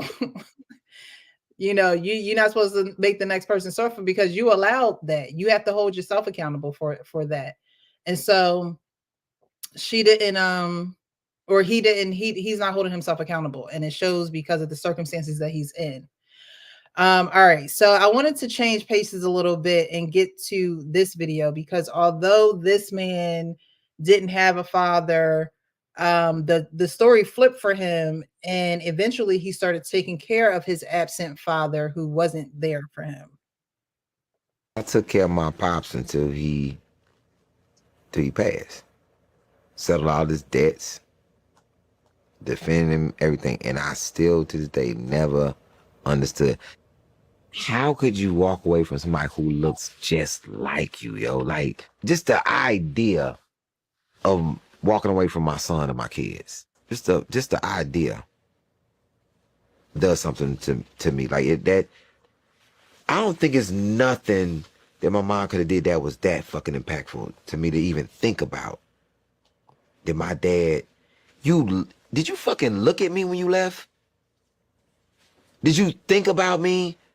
Yo, dude, what is your fucking deal that you could, yo, man? And I took care of this man. Took care of him, loved him to no end. Cause I'm like, yo, I'm gonna be your pops. No trip, I'll be your pops. I'll show you how this shit supposed to go.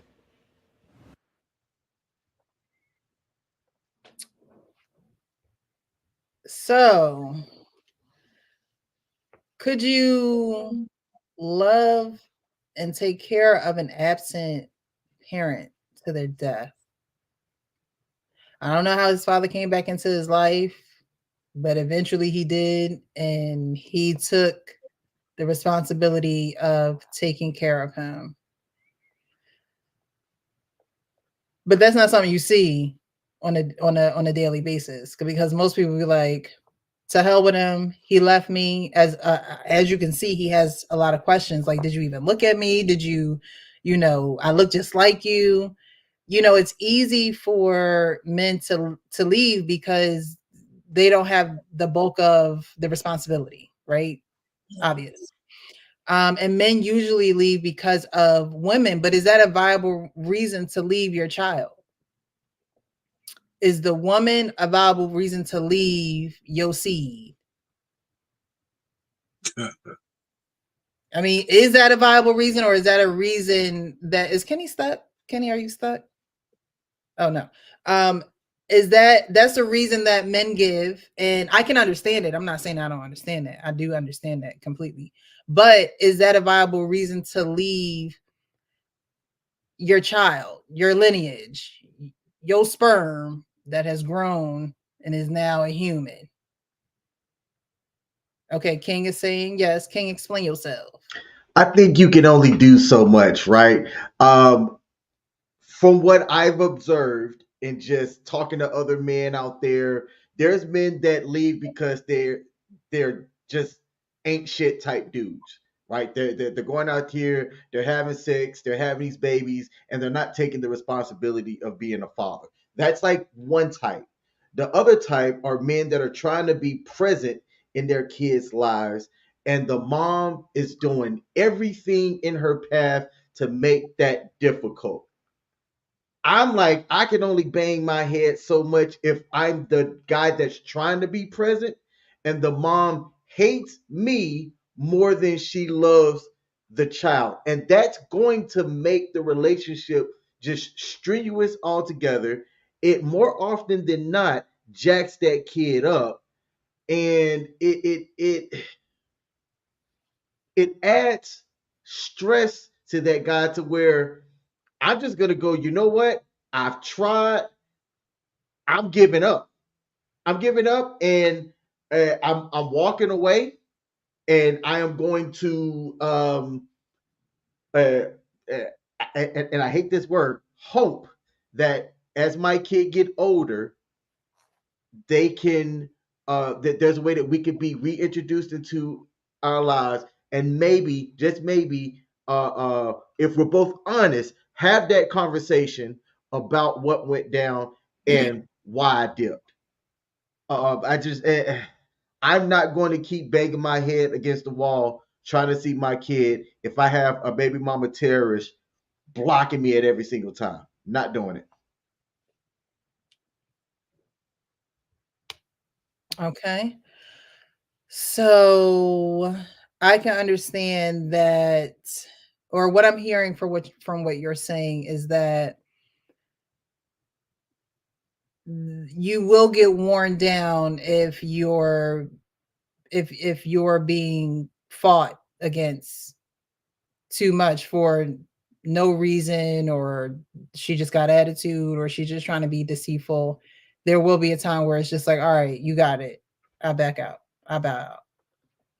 That's me. I mean, there are men that are telling other guys, "Hey, you fight for your child no matter what." I'm going to fight up until a certain point. Now, like I said, if one of the parents hate the other parent more than they love the kid, then that's just a dysfunctional relationship. There's only so much you can do. Like the more you're fighting that, right? Especially if you're trying to do it in the family courts, the more you're putting resources and money that could be used to help try to build that kid's future or even build your own, which could shuffle down, to your kid. If you're going to keep taking me to court to try to fight for just to be able to spend time with my kid, eventually I'm just going to say, you know what? I'm out. Hopefully my kid comes to see me when we 18. We can talk about it, chop it up. That's just the way I see it. Okay. Okay. Okay. Kenny? The examples were given. I don't have kids, but I can't see walking away from something that came from me that I know without a doubt loves me unconditionally. You can be in a situation with someone that you had a child with and she's driving you at your wit's end. And,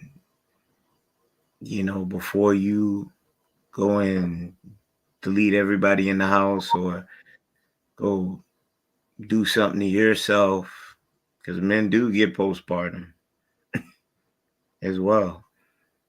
You leave and find peace because you're not getting peace where you rest your head and you don't have any other means to stay there. You're exhausted. You've exhausted all ways of trying to at least do this amicably, but the complete severing, I'm torn about that. There had to be a conversation. Unless you're going to leave me penniless and broke or what have you, I'm going to play some instance in my child because now you had someone that love you unconditionally. In those cases, turn out to have that little person grow up to a big person that despises you and loathes you for not being there for them when they needed you the most. And it's like funny, all these things are touching. Like my relationship with my dad. Mom 5'2", he's 6'5", military man. Very violent. She had to leave him. He didn't play a big part in our lives. The latter part of his lives, as I spoke to Hank and other brothers about that, my sister and I had to kick in. He couldn't walk, but he chose to crash and burn his last days in his life. So I know what that man feel. I am actually taking money out of my pocket to take care of somebody that used to beat my mom to a pulp and take care of him. Honor thy mother and father so your days will be long. I'm torn. And I had one discussion before he passed. I said, why you never chose to live comfortably in this part of your life and make peace? He cried and turned his face away. I left Virginia and came back up to New York, back to the same habits. After that conversation, my sister, who's more well off, used to do stuff and he called her a B. She severed all contacts after that. He wanted to crash and burn. So I'm feeling part of what he's saying, those questions. But guess what? You'll never get answers. You can only try to make peace with yourself after a certain amount of time, or adapt those habits of bitterness, because that can't live in me. I know my dad paid what he owed to this life, and as a son, even though he wasn't a father, I did what I could to give him some kind of comfort before he went. So I get exactly what he's saying. The pain, but at the end of the day, you have to purge. can only try to be a good man and try to minimize your mistakes and keep this intact. I land there. I agree with Black Lexicon. You need the love of God in you. Because, you know, leave it up to our flesh. Some of us might be behind bars. Some folks' property might be destroyed because, you know, an abandonment wound is a wound that a lot of people don't heal. That is a wound. It takes a lot of work and a lot of God. And Precious, abandonment wound. Go ahead. There's a story that kind of has gone viral on TikTok between a family sharing what's going on. They called this guy the breakdancing dad, right? White family. The mom and dad divorced when the kid was young. He moved right down the street, got remarried, right, and was still spending time with his daughter. Well, his daughter was talking about their life or whatnot, and how her dad was never around, and all this and that. And the dad came out and was like, "Hey, time out, hold up. Not only was I around, I live right down the street. I was there for all the milestones.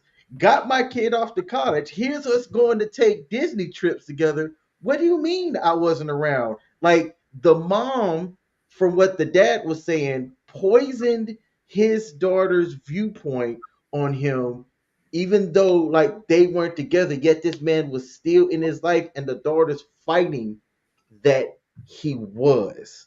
And to your point, yeah, like the kid can get poisoned against a certain parent when there's lies being told. And there was somebody that said something in the chat. I think it was Dorian, and I hope I said your name right. I apologize if I said it wrong. Said you have to love your child more than you hate or dislike their mother.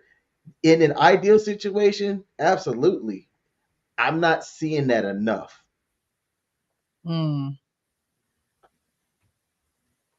She says you have to love your child more than you hate or dislike their mother, who the man chose. I'm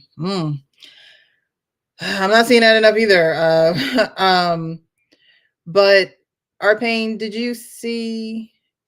Yeah, I saw it all. Yeah, I was gonna let Pink go, so I don't have a time limit on what I said. I was hoping I'd get in before you came back. But I said, you two guys can bless me, so I got to do what I got to get my voice. It's all good, old head. I got you. I mean, I ain't gonna take long, but look, I could be vulnerable. I stayed with my ex-wife longer because I didn't want to break up the family for the sake of my son. So I stayed in my marriage longer than I probably should have because of that. Now, I'm a guy, I don't believe in leaving your kids, just, regardless of the other parent of the situation. I'm the man who's always believing in fighting for your kids. I don't believe in just turn my back, or there's not enough money in the world that I wouldn't need to do to get my kids. I have rights to my kids. I don't believe in that. And I think any man who does that, I think you're a weak man. You're a goddamn weak ass man if you just let your kids go and you're not fighting to get your kids or to see your kids or be a part of your kids. Like, you're a weak man.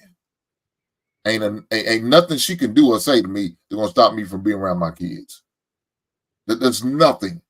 And I don't believe in it. If that means I need to get a restraining order and we got to have a mutual place to drop off and pick up kids, do what you got to do. Them are your children. So my heart goes out for that brother who I know he's a comedian and he's pretty funny. You ever see any shows, man? He speaks a lot of truth, a lot of pain in his truth. So I can't roll with that. Look, me and my father didn't have the best relationship, but guess what? He has a great relationship with my son. He has a good relationship with my daughter. Now, me and him, we're cordial. I'm respectful of him. He respects me. But that wasn't always like that. He don't have the mindset like I do, fight for kids. That's not the mindset he took. And it's not like he had a fight for me. He just didn't want to do it. Financially, he supported us. I remember going every week to the mailbox, getting out his child support check and handing it to my mama, seeing how much it was. So I know financially he supported us. Emotionally, he wasn't there.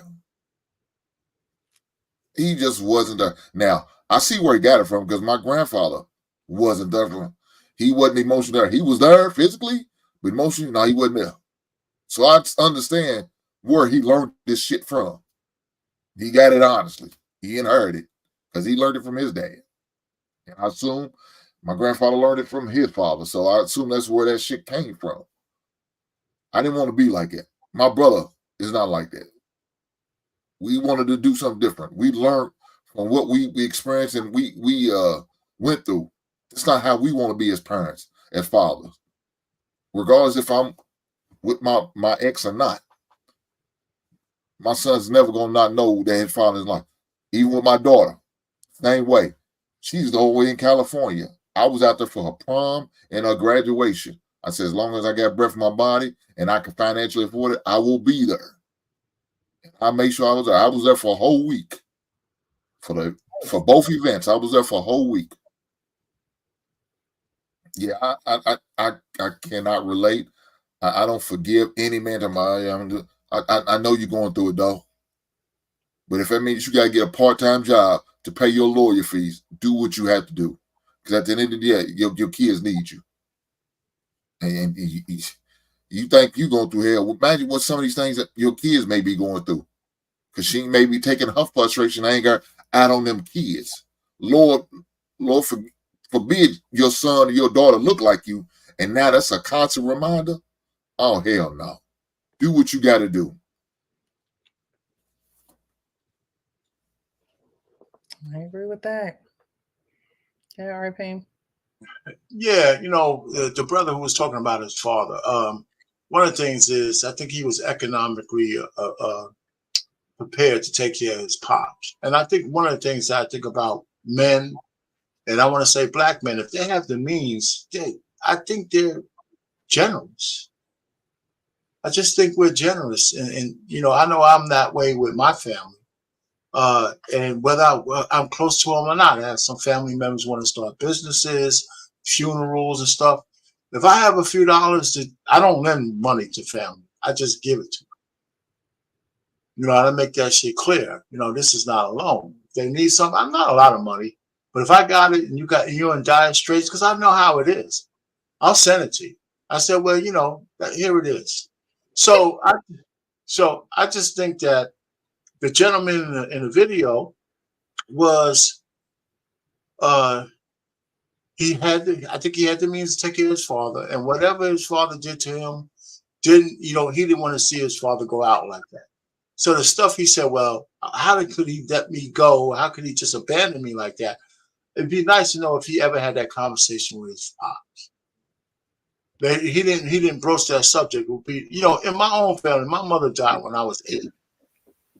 When my father was working 16 hours a day. So my paternal aunt was my guardian, me and my brother. And just to make a long story short, in the end of all that stuff, because my father remarried and all that stuff, I had a brother and sister by that. My older brother had a lot of problems with the fact that we only saw our father maybe once or twice a month. To me, it was like water off my back. I had no issue with it at all. So both of us lived in a house we're a year apart. My brother was profoundly impacted by that, but I wasn't. I don't know what the factors were, but I didn't need my pops to be around as much as he did. So, but we got closer when my father remarried because now he was a little bit more grounded. He got an apartment down the block, so I was able to see him more often while he had his other 2 kids, which are my brother and sister, and I talked to them today. So I don't know, man. Relationships and families are really strange. If I had children, when I got married, once I had my children, even if we split up, me and the wife, over the one thing that I can never forgive, I would always, whatever it took, I would take care of my children. I would never leave them. Never leave them. You know, so that's let me land it there. In an ideal situation, absolutely. Like me and my ex-wife, I think have a fantastic relationship for the sake of our daughter. It's a beautiful thing when it's ideal. There's stories of men that are fighting and banging their heads up against the wall, down I agree. 150 grand because they're fighting against a baby mama terrorist. I'm like, at what point do you King, I'm giving up. I'm giving up. If I'm constantly having to fight against my baby mama terrorist, losing money that can be put towards that child's future because she hates me more than she loves my kid, I'm giving up. Call me Can I weak. ask you a I'm question, out. King Smith? Can I ask you Yes, a sir. question? You talk about losing money fighting for custody, or just losing money paying for child support?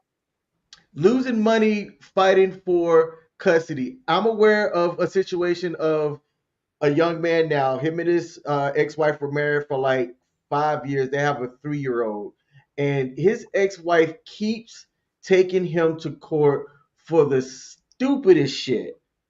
And he's starting to say, "Man, everything was all right until he decided to like move on." And then now she's just finding every single way to get this man to go back to court and extracting resources from him. And he's starting to go, I don't, this feels like I should just give up. Did you say that's his ex-wife? His ex-wife. Dang, so he married her and then he still got to deal with it. Um, you know, this is why it's so important it's so important who we lay down with and things of that nature, because of these reasons, right? Because you have children who grow up into adults and they have to make sense of it all. And to me, I don't know this man at all, but you do have to have some type of spiritual walk where you have this level of forgiveness, and forgiveness is for yourself. And it seems as though he was able to do that and forgive his father for himself enough to take care of him in his old age, to his death. Arpain, you had said something. I should have jotted it down. But you said something. What did you say? I wanted to speak to it, but I'll get back to that. But the fathers who have these children, right? They have these kids, and they get tired. Like actual King Smith said, "Hey, look, I'm tired of fighting against this person who just won't let up. Every time I turn around, she's taking me to court and things of that nature." But at the same time, you can't get mad at the chaos because it don't feel good when you partook in the pleasure part of it. And I think that's where a lot of women, have these ill will feelings towards men, because it's like, okay, you wanted to partake, and now we all have to be accountable for who we choose. But you wanted to partake in this, pleasurable part of the situation, and now the actual real situation is here, and it's like, okay, now you don't want to be involved, or no, you don't want to, step up to the plate because it's too hard, or it's difficult.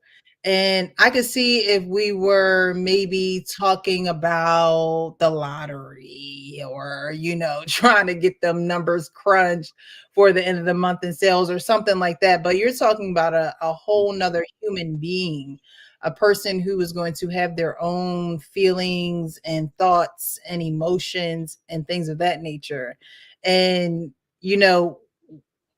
when you have that, you have to be able to look back and say, okay, have I healed, or have I come to terms of what's going on and how I contributed to it? And I don't think a lot of men actually do that. I think it's easier for a man to say, oh, it's hard to fight for my child, but they'll catch a bus, a train, a plane to go get the cheeks. they'll lie and do X, Y, and Z for the pleasurable part. But then when it comes down to the real and the, not so pleasurable part, you're quick to walk away. So I think that's, something that it doesn't help men at all, because then, you're looked at as, oh, well, you want to plant these seeds, but you don't want to water the garden that you're planting them in. But we have to really be careful with who we laying down with, because you can't really hold them accountable when you didn't have them marry you or commit to you or say that they were going to be there for you and your child. A lot of these situations, there is no conversation like that. There is no, what are we going to do if this happens or that happens? It's usually the oops, and nobody's having those conversations. But with this, I'm sorry. That's interesting. Go ahead. I'm sorry. No, I was going to say, with this guy, I was talking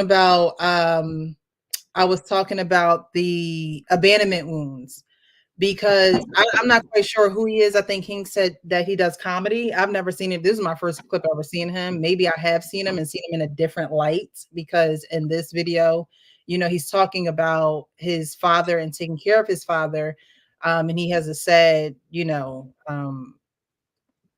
posture, and you could just tell that he I don't want to say sad, but just coming to terms. Sometimes when reality hits, and sometimes that comes in a couple of tears dropping past the chin, because it's just like, this is what it is.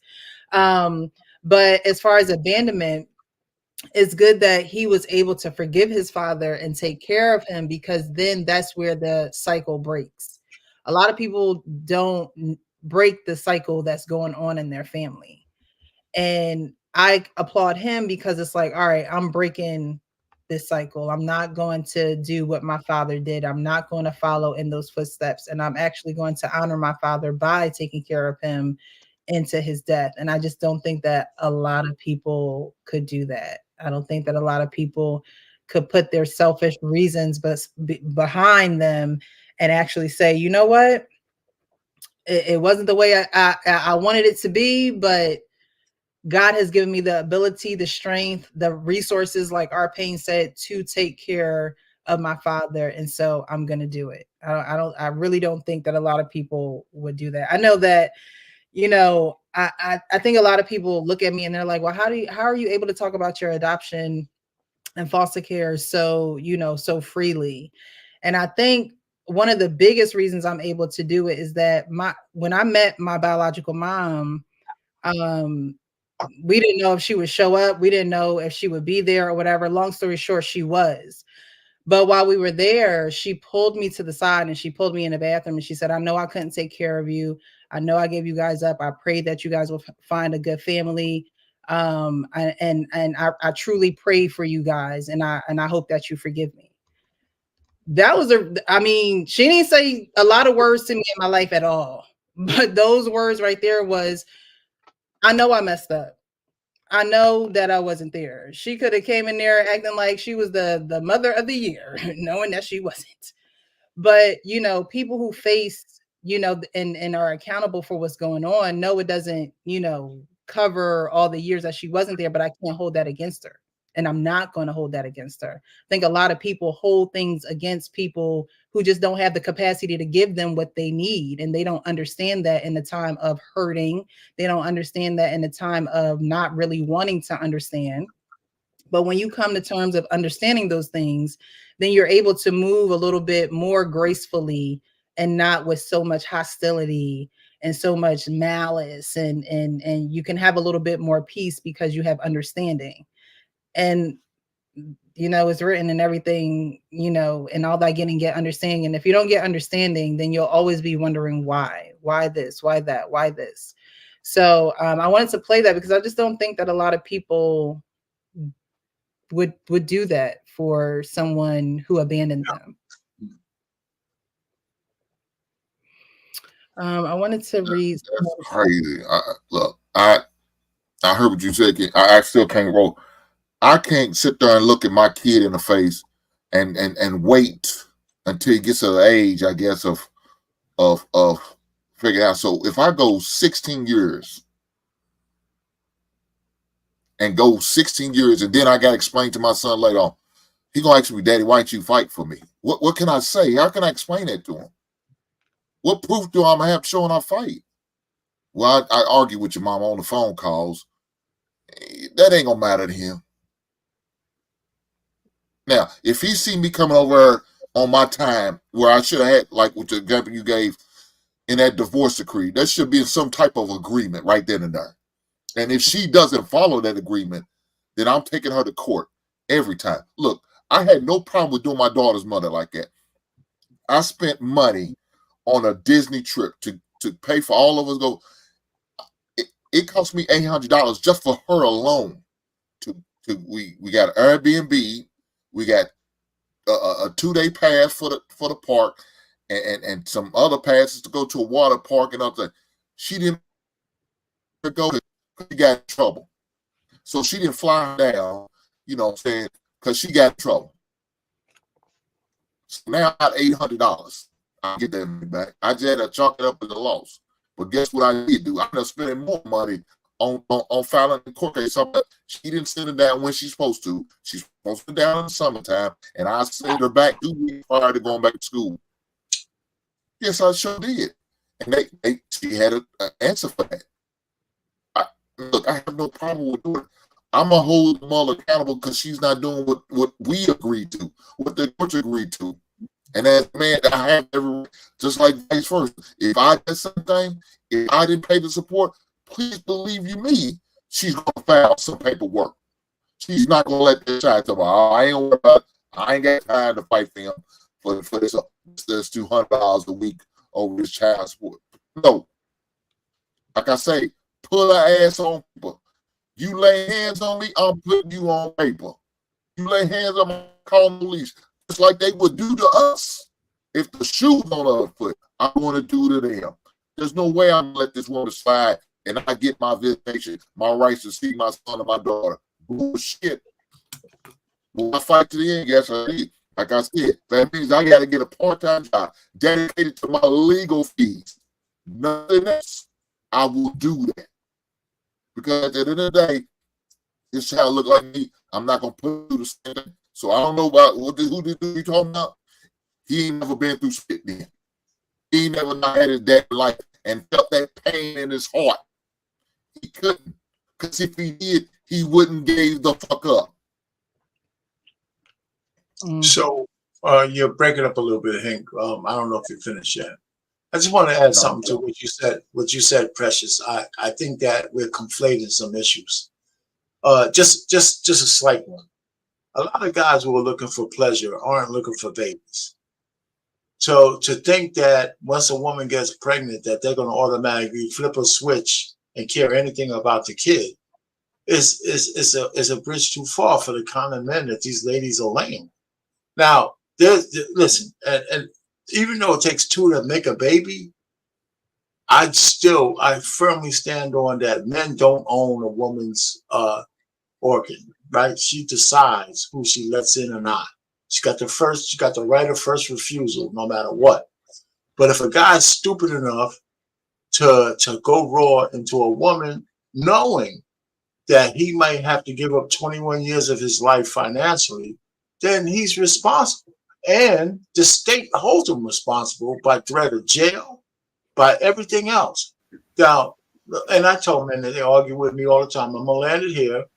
If the guy didn't want to have a baby with this kid, this lady, he's not going to be emotionally attached to the kid. That's number one. And number two, that men are held accountable for that mistake with threat of jail and everything else. I mean, it's not like men aren't, even the wayward man can be got if he has a job, right? The money could be garnered and all that stuff, but the love for the kid, that's only if you had an agreement with a woman that you would take care of her, and then you abandon that agreement. But a lot of men have kids they don't give a shit about, and that's their fault.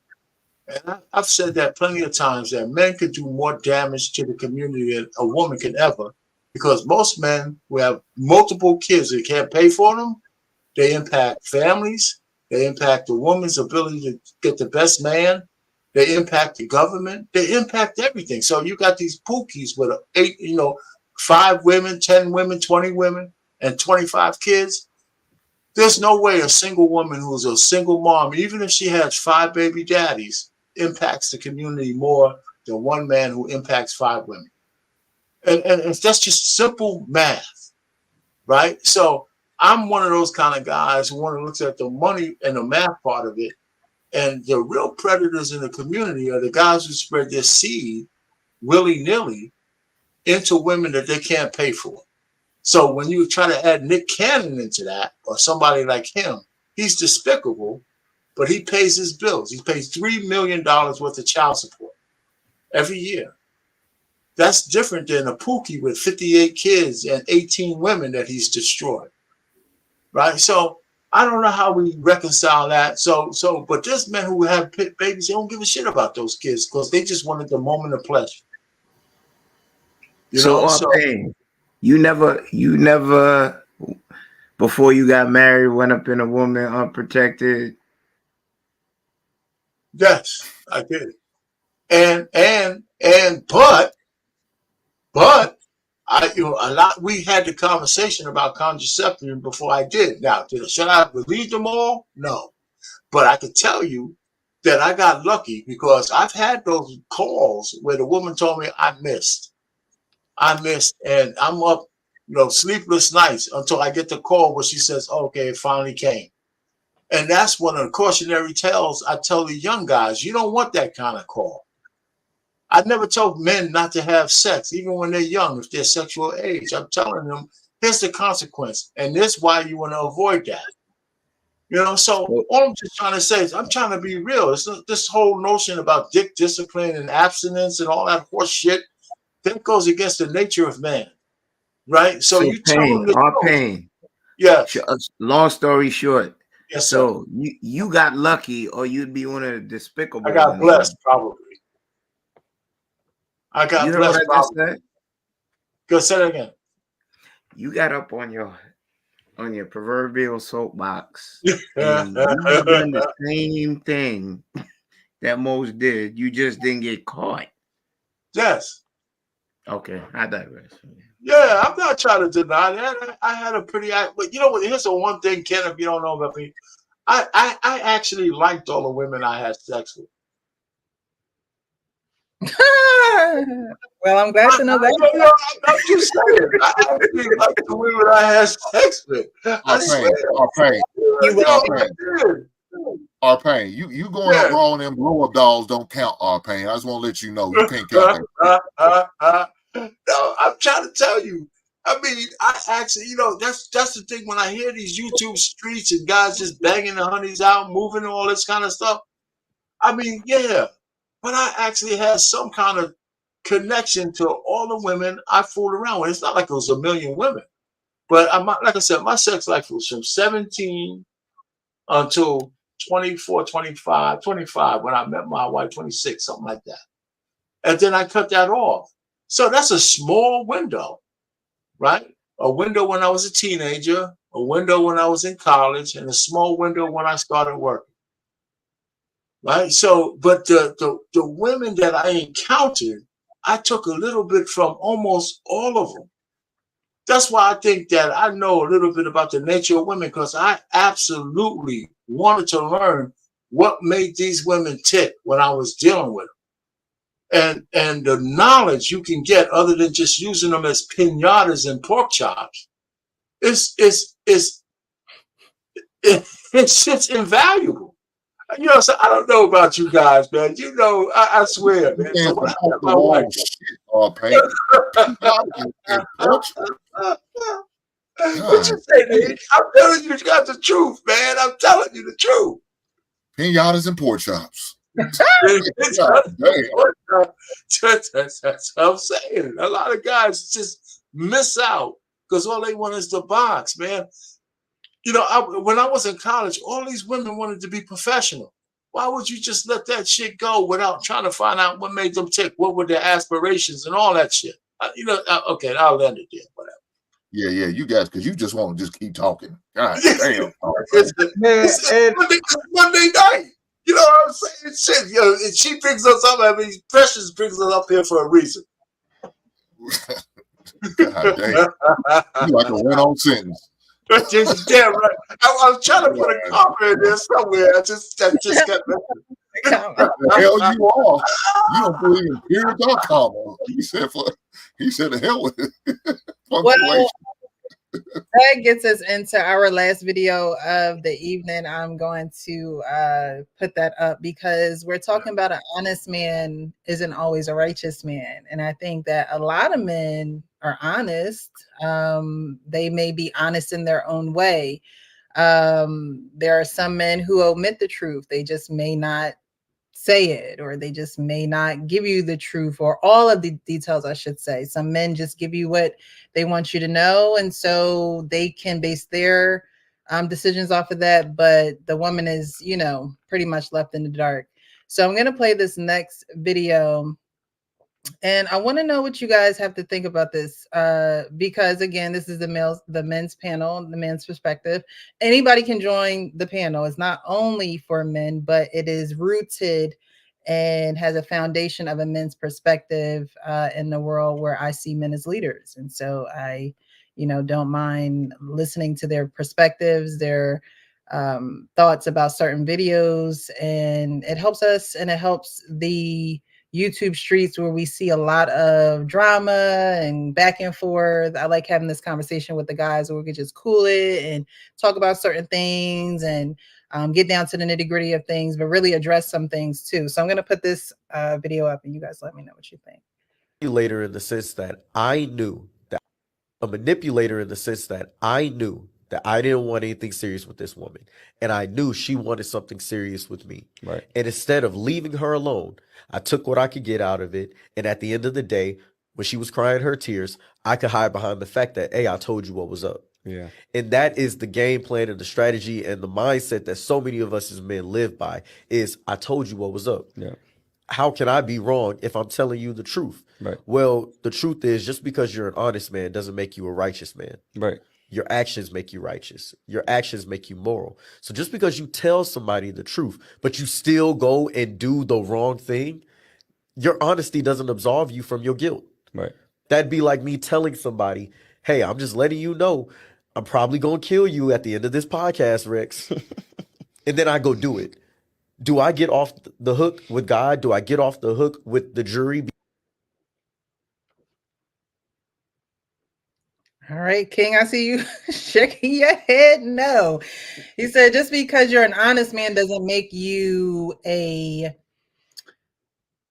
righteous man. You know, you may say, hey, I don't want a relationship, but if he keeps sleeping with you, then is he not forming a relationship in some way, shape, or form? And it may not be in his mind, but you have to understand that people are people. They're not robots. So men can think a lot more logically about certain things, but women don't necessarily go down that road that men would like to drag the woman down, because he's saying, hey, I don't want a relationship yet. I'm gonna still sleep with you. And while we say it's the woman's fault, while we say women need to choose better and need to be able to discern certain men of this nature, which I do agree, you do need to. But as a man, again, I see you guys as leaders. So if you can't be a leader enough to say, I don't want a relationship with her, I'm not even gonna mess with her.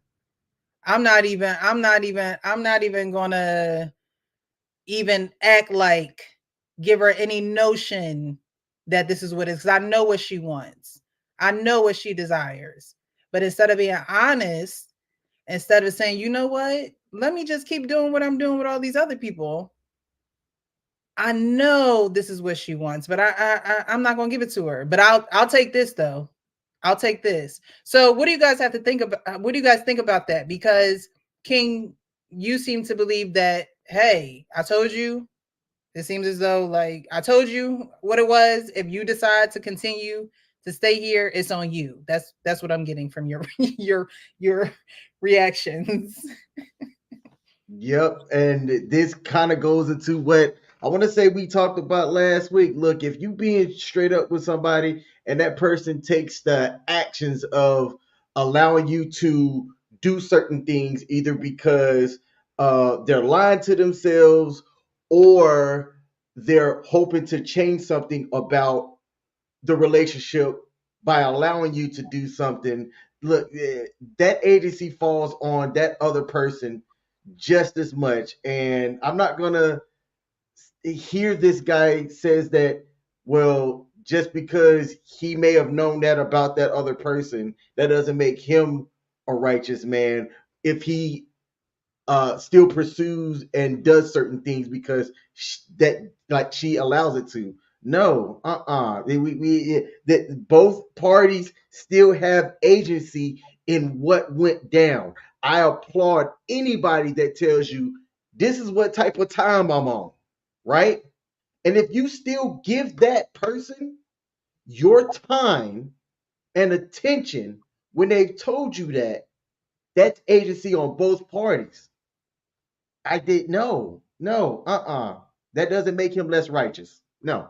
So are we now equal? Are we now looked at as equals? What do you mean? So you're saying, well, both parties have, the right to agency to do what they want when you pretty much lay down the law. Like, hey, you know what type of time I'm on, and whenever you decide to, be with me or whatever the case may be, spend time with me, like you said, spending time, then what it is. Who is leading that situation is my question. There's no imbalance in leadership.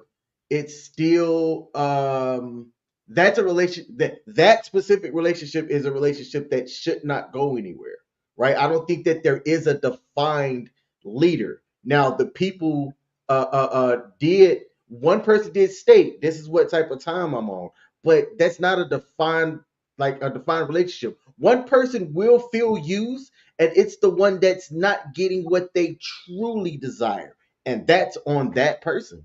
But that relationship doesn't have a leader. Okay. I mean, because it's not really a relationship, right? I mean, everything's a relationship. It depends on how you define it. Who's next? And I'll be sure to find him. What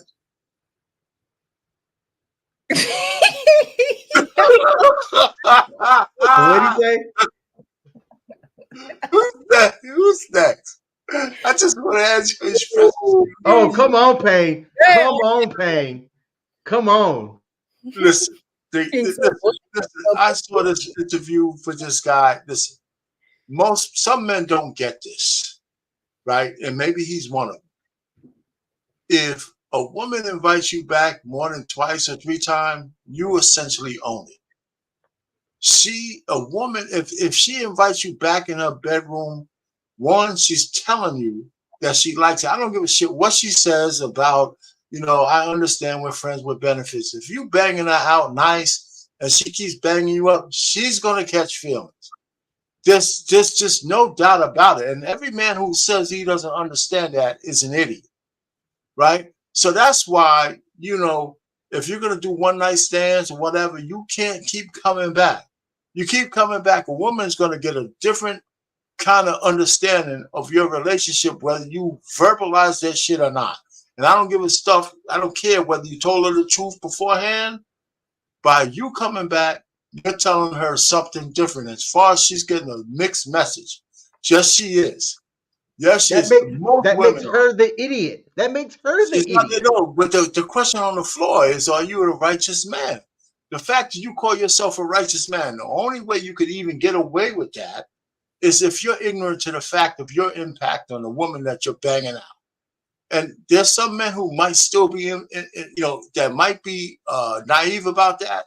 But the average guy like Hank, who's banged out a lot of women, knows if he comes back 3 or 4 times, he owns it. In her mind, whether he wants to own it or not. So that's what you got to understand about women. We keep trying to give them this all bullshit deference. If a woman that keeps inviting you back, you kind of de facto own it. She's in her mind. I'll give you a real world example. And I'm gonna land it here. Even with my wife, who's now, I finally said to her after we, were going together for like 3 months or so, we were having some relations. I said, you know what? I would like to at least call you my girlfriend. She said, I thought I already was.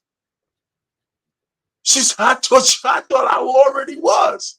I said, yeah, you already are, but I just wanted to make it official. And we got engaged a couple of months later. But the point I'm just trying to say, women have this shit in their mind. If they're giving it to you, just like this whole notion of Derek Jeter used to have gift baskets in the trunk for the women he fooled around with, it was a myth. But the thing is, women expect something in exchange for the fruits of their body. They just do. Whether it's money, whether it's compassion, whether it's relationships, they expect something back. It's a natural inclination. I'll land it there. So a righteous man who communicates his intention should simply understand that Yes. this woman's non-verbal Yes. thing that's in her mind is being communicated by allowing you to Yes. therefore, oh my Absolutely. goodness. Yes. Oh man. Wait, King, say Yes. what you were saying. So you saying that in a woman's you said what Yes. verbal? What was nonverbal? Because in the video he said that for a man, as a matter of fact, I'll just play it again because the man knows what the woman wants. It's not as if he doesn't know what she desires. So if I was hearing you right, King, but let me play it again. A manipulator in the sense that I knew that I didn't want anything serious with this woman. And I knew she wanted something serious with me. Right. And instead of leaving her alone, I took what I could get out of it. And at the end of the day, when she was crying her tears, I could hide behind the fact that, hey, I told you what was up. Yeah. And that is the game plan and the strategy and the mindset that so many of us as men live by is I told you what was up. Yeah. How can I be wrong if I'm telling you the truth? Right. Well, the truth is just because you're an honest man doesn't make you a righteous man. Right. Your actions make you righteous. Your actions make you moral. So just because you tell somebody the truth, but you still go and do the wrong thing, your honesty doesn't absolve you from your guilt. Right. That'd be like me telling somebody, hey, I'm just letting you know I'm probably going to kill you at the end of this podcast, Rex. And then I go do it. Do I get off the hook with God? Do I get off the hook with the jury? So let me just jump in real quick. He says something that she didn't want that deal, but she accepted it because she wanted him to have sex with her. Right? He says it in the beginning. It's subtle, but she says she heard what he said, but she still wanted a relationship. That's a manipulator in the sense that I knew that I didn't want anything serious with this woman. And I knew she wanted something serious with me. Right. And instead of leaving her alone, I took what I could get out of it. And at the end of the day, See, what I'm trying to say is he didn't hear what she said. He just wanted the box and he took it. She said, yeah, you're giving me this deal because you're telling me the truth, but I want more from you. So you're banging it out. She obviously liked it, so she keeps inviting you back. And, she's going down this path that maybe one day the box is going to convince this guy to make me more. And he was adamant that it wasn't. And men do that to women all the time. And listen, man, you know what? Okay. Somebody tell me I'm wrong. That's how we get this trauma and shit. Women don't hear what you tell them. Right, but is that how a man should operate? Or are you saying no? They shouldn't operate that way if they understand. Let me tell you, just like I'm getting a little resistance here on what I'm saying, a lot of men don't understand the power they have. A lot of men don't understand the power. Once a woman gives herself to you, she's acquiescing some of her power to you. And she is, because she understands the box is hers. So if she keeps inviting you back, She's telling you a message by the invitation. And if you keep in your mind, you say, shit, man, I don't care about this girl, but she keep inviting me back for some box and I take it. That doesn't mean she's on the same time that you're on. Unfortunately, more women are being able to do that, but it's still not the majority. You still keep hitting women. They see that relationship differently than you do as a man. It's as simple as that. And we could argue that till the cows come home. And the guys who don't understand that, either they're fronting or they're naive. So I'll leave it there.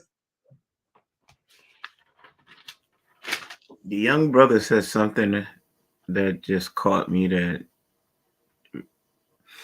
he set a standard, but he didn't meet it out. He didn't parse it out properly. By getting that agreement, that does not mean you're morally or ethically correct. It's just you're getting someone to buy into a bad deal, like you signing a bad contract. It's not how much you got, it's what you negotiated. I'm sure you've heard somewhat of that term before. The young man used morals. That is not morally correct for you to do that, because at some point in time, he admitted himself, he uses that as the trump card. Could care less if she's crying, hurt, caught feelings, and things that follow with women once you start getting that essence. A woman breaks. Most women do. There's some scallywags, pardon me, that don't. That's for the streets. But most women, you offer them a comfort, they will return to it. So him doing that makes him a coward. Oh my God. A young dude. So it doesn't matter that he told her the truth at all, right? That's what you're saying. So that means you didn't listen to the first part I said about morals and ethics. No, I could tell you the truth, but that doesn't make it morally or ethically correct. Oh, Jesus. So right. He is right. I'm not saying he's wrong. He is right. He provided the contract for you to read. You adhered to it. So what happens, happens. You standing there knowing that you had intent, that does not make you morally or ethically correct. That's all I'm stating. Well, I didn't say it was wrong. You agree with me there. Either he was ignorant of the fact. You agree with me because you're saying either she was ignorant of the fact that he was taking advantage of her feelings, which and that he knowingly kept banging it out because she wanted more and he didn't. Even if he told her the truth, he took advantage of that. So I'll agree with you there. And most men are not that astute. Most men are ignorant of the fact that the power of a woman who actually gives herself to you and keeps inviting you back. I think a lot of men are ignorant of that. Maybe they're not. But I would like to give them deference that some men are ignorant because most men don't understand women at all. Right? Payne, would you be okay if your daughter was going through this shit? A man saying one thing. No, I don't. I wouldn't. But that doesn't change the fact that women do go through it. That doesn't change that. Well, why would you agree to this shit? Like it's okay. I didn't say. Listen, I'm saying that the acknowledgement that a man who tells a woman the truth about their sexual relationship is not enough, because at some point, if she keeps inviting you back, your original agreement is null and void. That's all I'm saying. I'm not passing a moral judgment. Is the guy righteous? Probably not, because especially if he's aware of it. This guy sounds like he's aware of it, and he should have stopped fooling around with her and gave her some grace and let her alone. But he said he didn't do it, so he's wrong. So he wasn't righteous at some point. But I'm thinking most men are ignorant. That's why they make a lot of mistakes with women, because they keep banging them out and thinking that a woman's on the original agreement, and they're not. They're not. Man, look here, man. You saying one thing but doing the other. That's like me smoking crack too, man. Shit, you gotta stay away from the damn drug. But I'm still hitting that glass dick every goddamn day. Man. It's like compare women to a drug. Women I are mean, why? women That's are really they're really chaotic creatures. And you got to understand a little bit how they operate. Not all, but a lot, Pain. especially when it okay. comes to sex. I mean, we can sit down and argue. I will argue with you guys to the death. I will. So go ahead, Sean. Anybody else? I'll take you on. Pain. You ever had some Okay. good? A woman can make you walk the street naked. That's not the point I'm making. It doesn't mean they could. That's the point I'm making. I'm talking about a man. Well, you changing, you're moving the goalposts. You're talking about an agreement between. Yes, because we're starting out and I'll end it here. I'm not gonna say any more precious. We're starting out when a man told a woman that I'm gonna bang you out, but it's nothing more than for the benefit, right? And she said, okay, even though I want more. And the fact that she told him I want more, he glossed right over that and kept talking. Because that one admission by the woman is that I want more. Told him all he needed to know. That if he keeps begging it out, she's gonna get feelings. Pain. He never said, and I ain't feeling too well, so mind my voice. I'm sorry, brother. He never stated that she agreed. He said that he knew she wanted more. He didn't say that she knew that he was manipulating her. So let's really not put I didn't say that. He knew you're saying that she said that she wanted more. That's what he said. Right. He said that she knew he wanted more. No, he didn't say that he didn't say that he made an agreement with her for just sex and she agreed to it. Listen to it again, but you listen to it. He never said that. Hold on. A manipulator in the sense that I knew that I didn't want anything serious with this woman, and I knew she wanted something serious with me. Right. And instead of leaving her alone, I took what I could get out of it. And at the end of the day, when she was crying her tears, I could hide behind the fact that, hey, I told you what was up. Yeah. And that is the game plan and the strategy and the mindset that so many of us as men live by is I told you what was up. Yeah. How can I be wrong if I'm telling you the truth? Right. Well, the truth is just because you're an honest man doesn't make you a righteous man. Right. Your actions make you righteous. He told. Your actions make you moral. Verbally so just said because he you told. tell. He verbally told her that he verbally said I told her. Hey man, you didn't let the video. She gave him the box anyway. You need to practice some self-control. What Come on, what I do now? Come on. We're having this conversation. I'm right, and all the rest of you guys are wrong. And I'm just saying. Old motherfuckers just be saying off the wall shit. I hope I don't get like you when I get old, Pain. Just be walking off the wall and say crazy shit. You know what, man? It's Monday night, man. It's Monday night in Precious' house. So, it's no whole bar. You some crazy shit on Monday.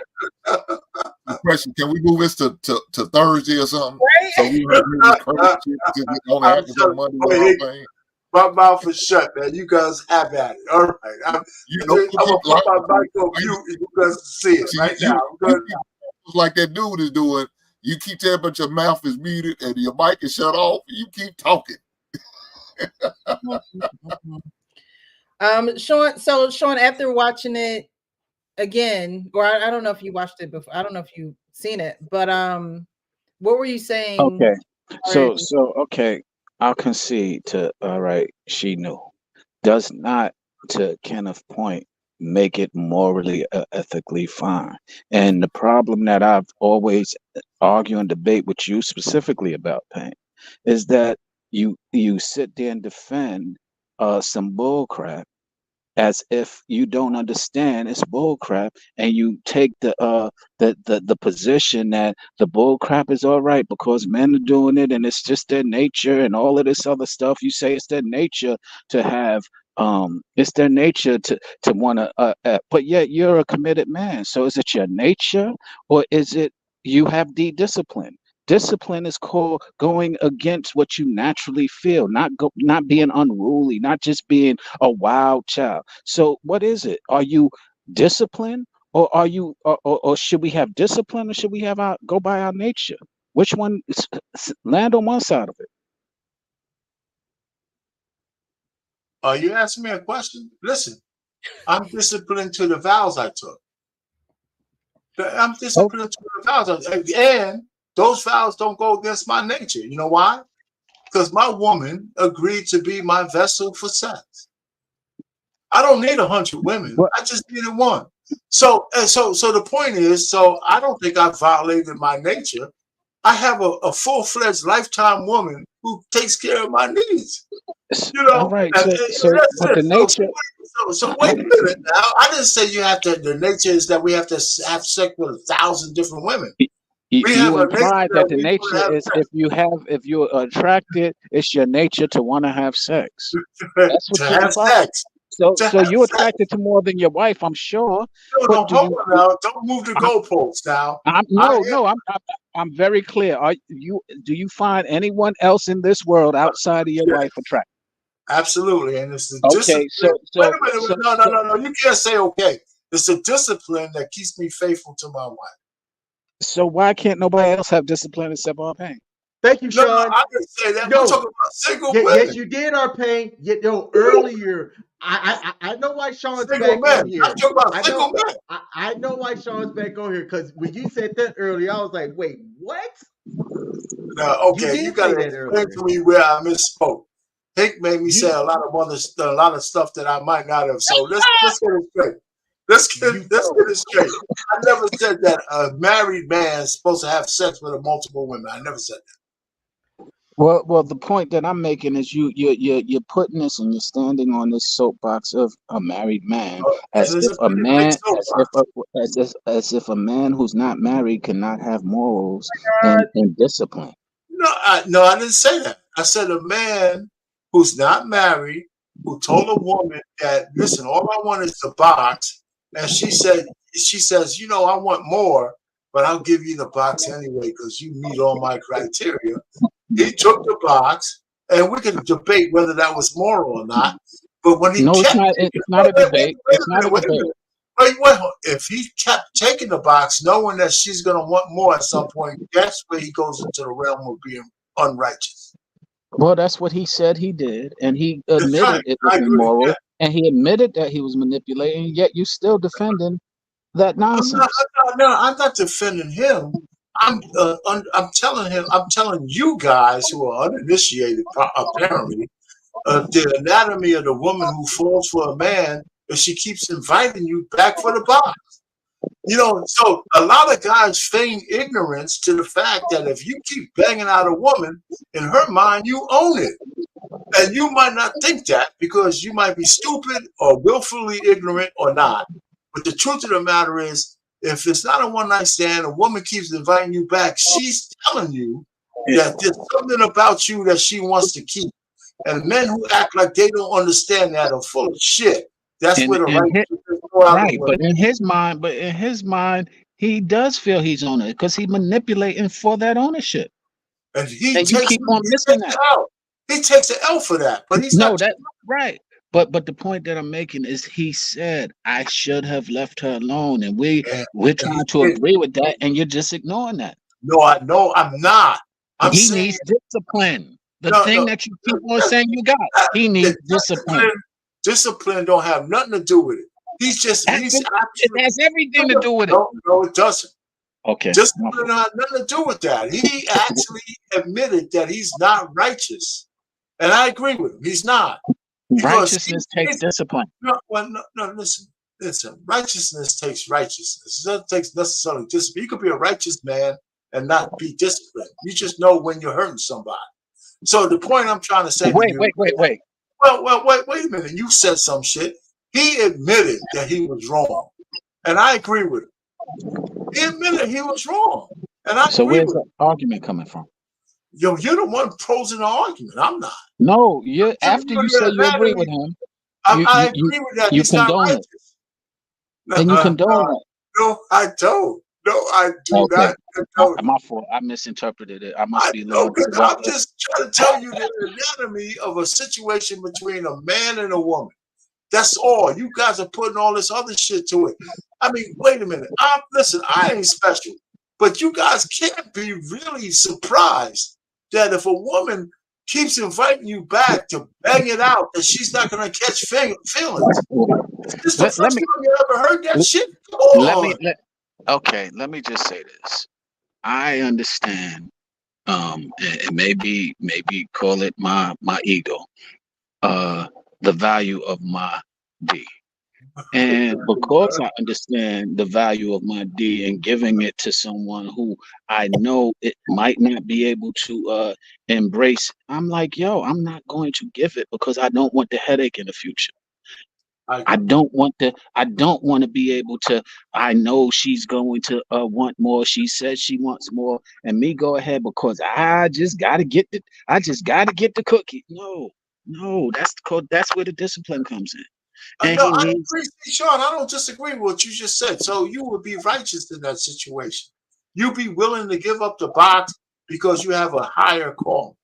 And I'm Well, saying, that's halfway it. The point is, I'm just logical. I'm like, yo, if I give in to my temptation, because it ain't like I don't want the box.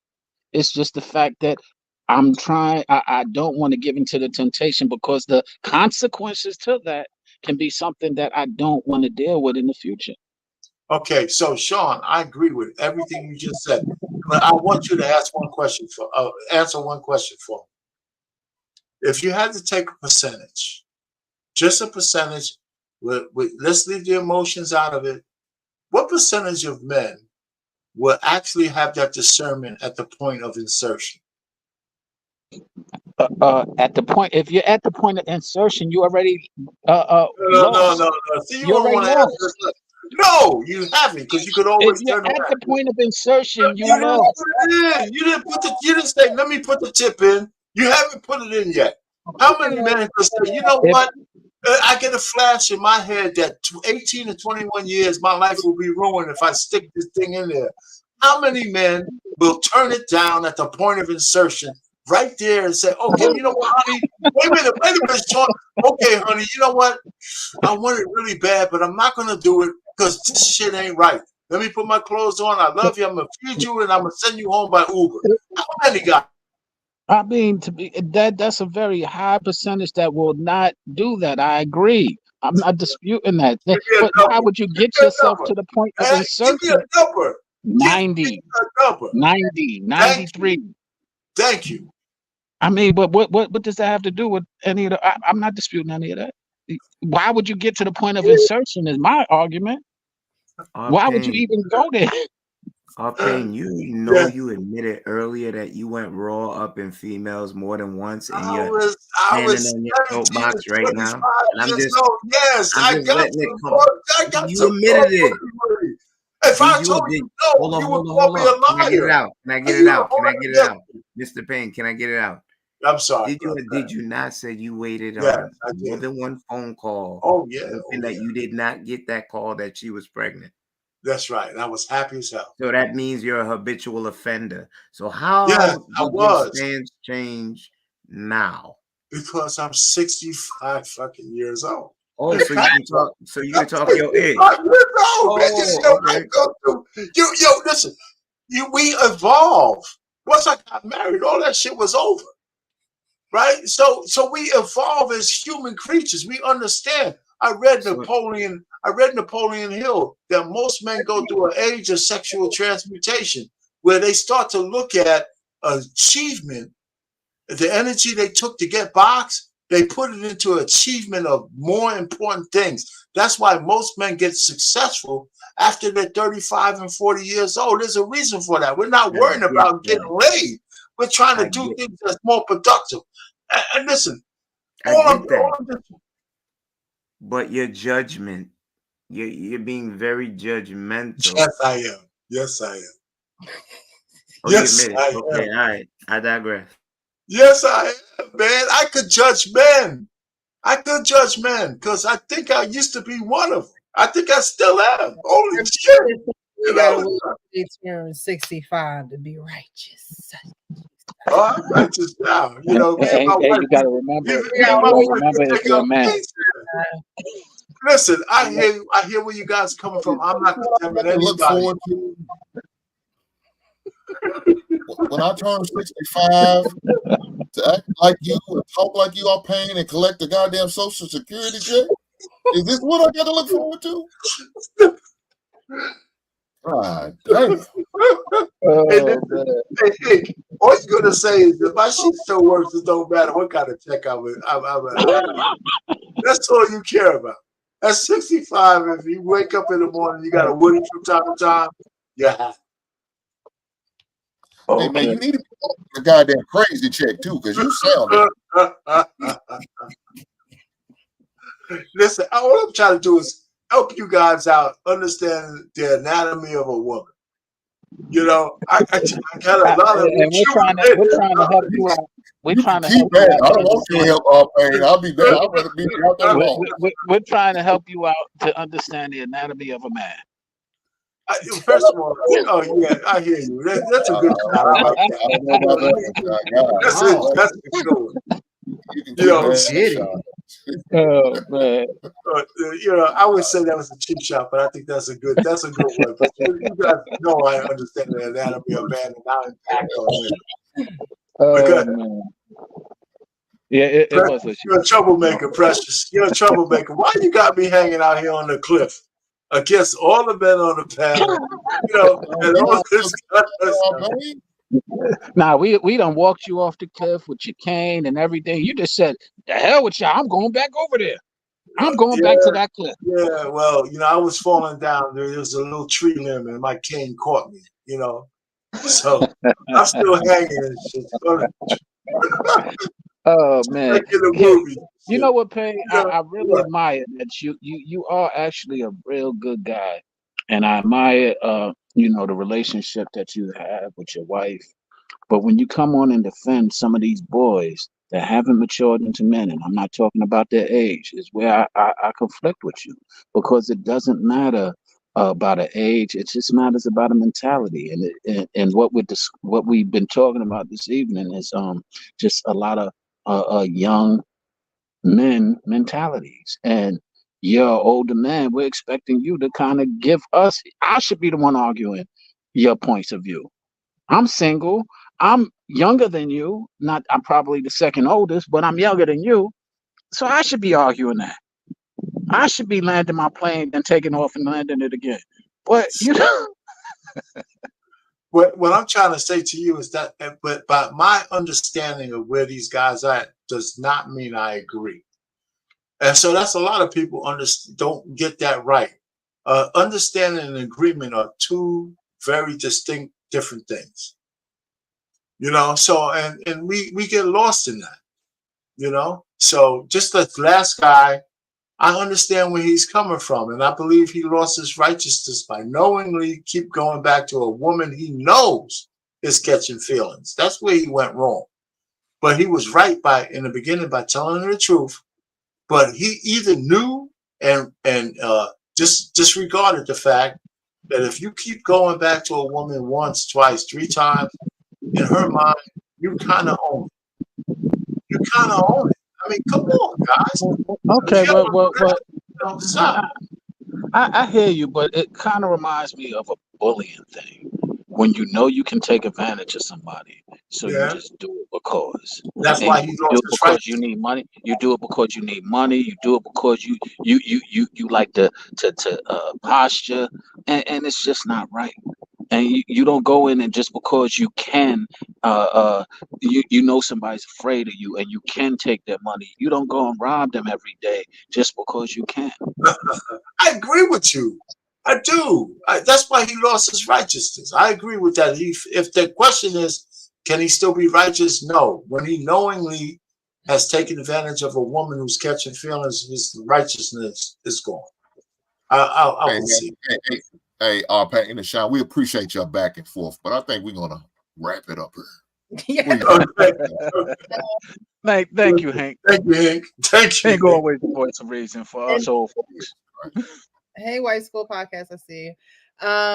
Yeah, I think in this situation, you know, women already think that men only want them for one reason anyway, because as our pain is eloquently stated tonight, that is just the mission of a man, right? I mean, you get to a certain age that your mission becomes something greater than you. Your mission becomes something bigger than you. And so the thing about the honest versus the righteous is that, you know, you may be honest, you may say, okay, I don't want a relationship and things of that nature, but at the same time, you're also not revealing your true intent, because I mean, for all that, you might as well, I know we ask this question a lot, but it's like, why don't y'all pay the sex workers? It's like, it got to be more than just the sex, because if it was just sex, then you would go pay a sex worker. So there's something that a man doesn't want to admit either, that he likes continuing to go back. He don't want nothing serious, but you're continuing to go back too. If you don't want anything serious and you know this woman does, keep it moving.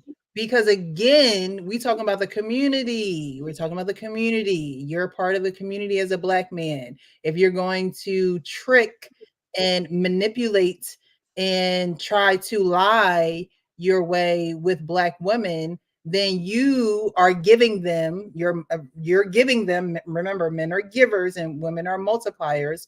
You're giving them a false sense of the relationship that you continue to stay in, but say that you don't want. So that's where you have your questions and things of that nature that continue to cycle, because you're not really being honest with what you want. If you really didn't want a relationship, you wouldn't even start having sex with a woman. Honestly, go and pay a sex worker. Go and to the strip club. I don't know what men do, but stop with sex free because you want to be free. Like, if you so go get them women who don't freely have sex, but that's their intent, that's their purpose, that's what they're there for. Wow, you made a very good point, Precious. And that is so true. A lot of men, we gloss over the fact that they enjoy the power over the influence and power that they have over some of these women, and we skipped over that pretty significantly. But that's exactly, as a man, I've seen it, I've done it, to where that power is of you having somebody where you want, you having somebody at your beck and call, you having somebody who would do whatever you want, however you want, wherever you want, and we're not really addressing that. Oh my gosh. So this comment says, we don't want whores. We want women who act like whores with us only. Then marry her. Marry the whore. Marry her. Marry the whore. Like, what? No, go get you a sex worker. What do y'all see? This is it. This is the buffoonery that be out here. No, we don't want whores. We just want a woman who acts like a whore with us only. That should be your wife. That should be the one that you ain't got to beg for it. That's just busting it open as soon as you get in the door. Like, I just don't understand the logic. I just don't understand the logic. But we are different. Men and women are very different. And so we're not going to think the same. And that's why I have you guys here on Monday nights, because you are men and you can give that perspective. And sometimes we see that the perspectives are congruent with what we seeing out here, and sometimes they're perpendicular. So, I don't know. So I appreciate you guys. I love having these discussions because they really do bring a light to the forefront on what's going on, and you guys don't hold nothing back, and I appreciate that. The Wife School Podcast said, exactly, marry her. It's like you want it, but you don't want it. You want the benefits, but you don't want the responsibility. You want the pleasure, but you don't want the principles. I don't know. Let's get to the final words, because we've had a great evening this evening, but it's about that time. Okay, I'm feeling the same way I felt on Saturday. Got the y'all know when y'all see me do a couple of those, that's the ultimate sign. But this has been a great evening. I'm gonna do the final words. We're gonna start with R-Pain. We're gonna go around. Sean, thanks for coming back on the panel. Up to Kenny P and end with the actual King Smith. But we're gonna do the final thoughts right now. All right, so R-Pain, final thoughts, sir. Yeah, it's just real quick. Listen, I like the conversation tonight, and listen, the first guy, you know, I sound like I'm defending him. He's deplorable. He's all these kind of things, and yeah, I agree with you. But the last guy about him not being righteous and all that kind of stuff, I agree with that. He wasn't righteous because he knew that by continuing to come back to the chick who wanted more, even though he told her the truth, he was wrong. But the larger issue is with most men, if you're ignorant of the fact that if a woman invites you back into her bedroom, a regular woman, not the chicks who have a Rolodex and Wednesday night is your night. But a lot of women are not like that. Just thank God for humanity that most women are not like that. I believe that. If you're going back on a regular basis, you own it, because she has more feelings for you than you might want to admit. And if you get her pregnant, that's where all the trauma comes from. If you don't want a baby and she keeps it, right? So if you raw dogging a chick like that, you're wrong. Your righteousness goes out the window, and you can start out by liking this woman, but always wearing a condom and telling them, unless we elevate our relationship, I'm keeping this shit on. Right? So now she has a choice. So I'm just saying, men have a part to play in this, but by no circumstances will I ever agree, even with all the simps on the panel, that a man is responsible for a woman's box. We're not. Women absolutely control the sexual marketplace, and we play in it the best way we know how. I'll land it there.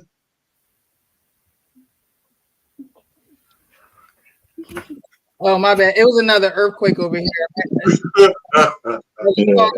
Yeah. With the simp comment, shook up the world. It was that's called fire for effect, brothers. That's all.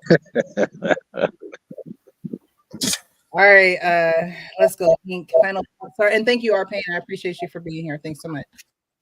Hank, thoughts? Well, my final thought is, ladies, if a man is not moving the way he's talking, if he's not acting and moving accordingly on what he's saying, but with his words, but not only with his word, but with his action, then you need to make some adjustments. Don't keep falling for the okie doke. Don't keep falling for the banana in the tailpipe. Just move accordingly. Now, if you continue to move like that, then use a fool.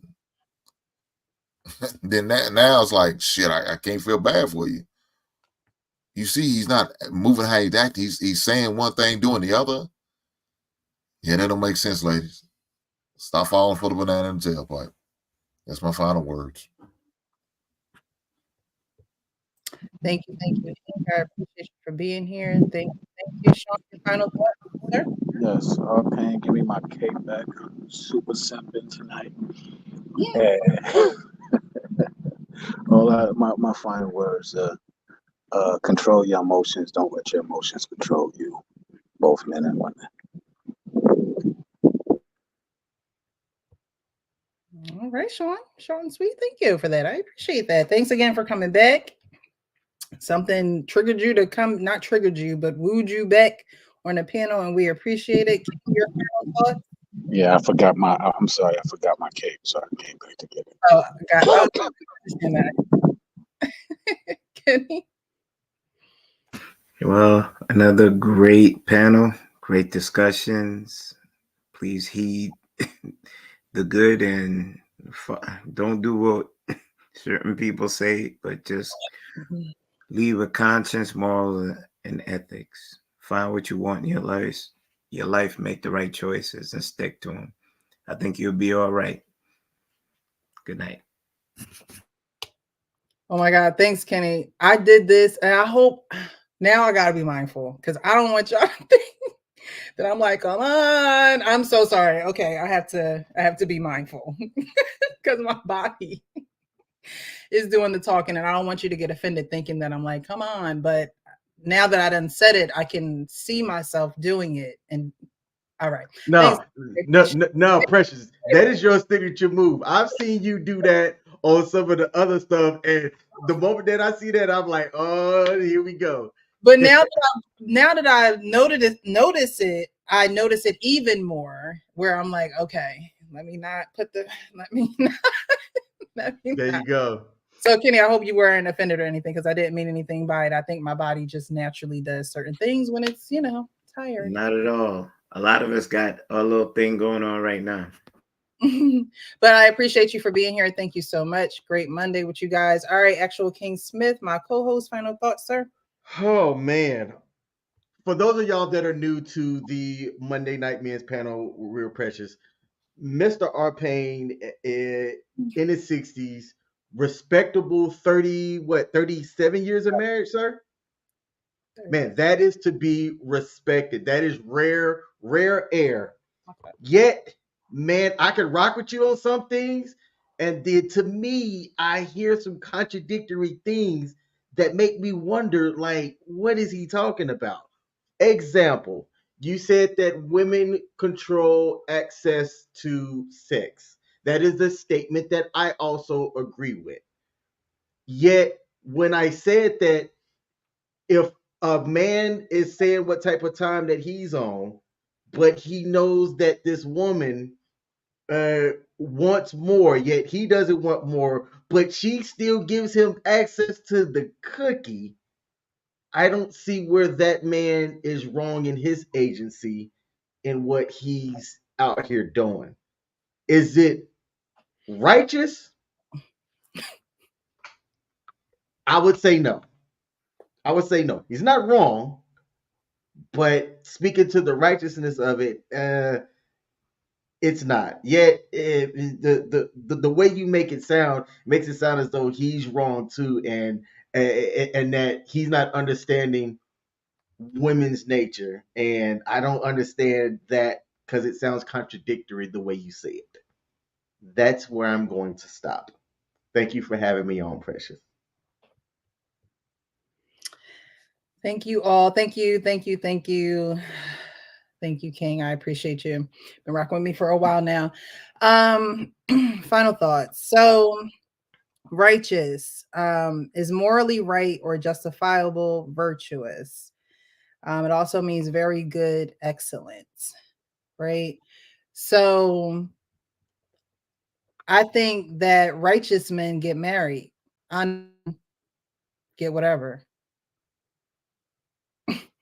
I think righteous men get married because they know that they have to make decisions that are going to affect her, him, maybe kids, everybody. So when you say, is he honest or is he righteous? I honestly think that only a righteous man can truly get married. And women need to know the difference between the two. And women need to close the door sooner than they do. We about to do a little Dr. Seuss up in here for final thoughts. Okay. We need to be able to recognize he don't want marriage. I ain't even talking to him. Y'all talk about the insertion. No, women, keep it moving. Don't even entertain. Don't even entertain, because a man is going to, an honest man will be honest with you, but he's still going to take what he can because of greed, because of entitlement, maybe. He just want to be deceitful in some areas. In some areas, he's being honest. But his actions are going to tell you everything that you need to know. And so women need to see these actions and say, you know what? That's not what I want. That's not what I want. So I'm not going to continue to play this game with him, because he'll play as long as I allow him to.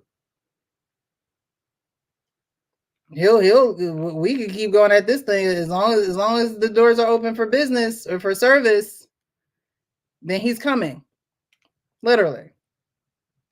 So you need to stop him from coming. Okay, ladies, stop him from coming. Because as long as you opening them legs, he gonna come. And so you already know that you're gonna have to put a stop to it. What you want is out there. Don't think he can't be the one if he can't give you what you want. He can't be the one. So we can't try to make him the one. Us women be trying to make them the one. I could sleep him. I could sex his brains out so good he ain't even gonna want nobody else. He gonna want somebody else. He gonna want somebody else. But a righteous one gonna know that he's not gonna be with that somebody else. A righteous one knows that he has responsibilities beyond himself, and he takes on those responsibilities head on. Not trying to deceive, not trying to be greedy, not trying to be devious. So I appreciate you guys in this show. This was a good one. I think there were a lot of great perspectives. Yes, King? I'm just waiting on you to close us out. Oh, yeah, it got to be more, a little bit.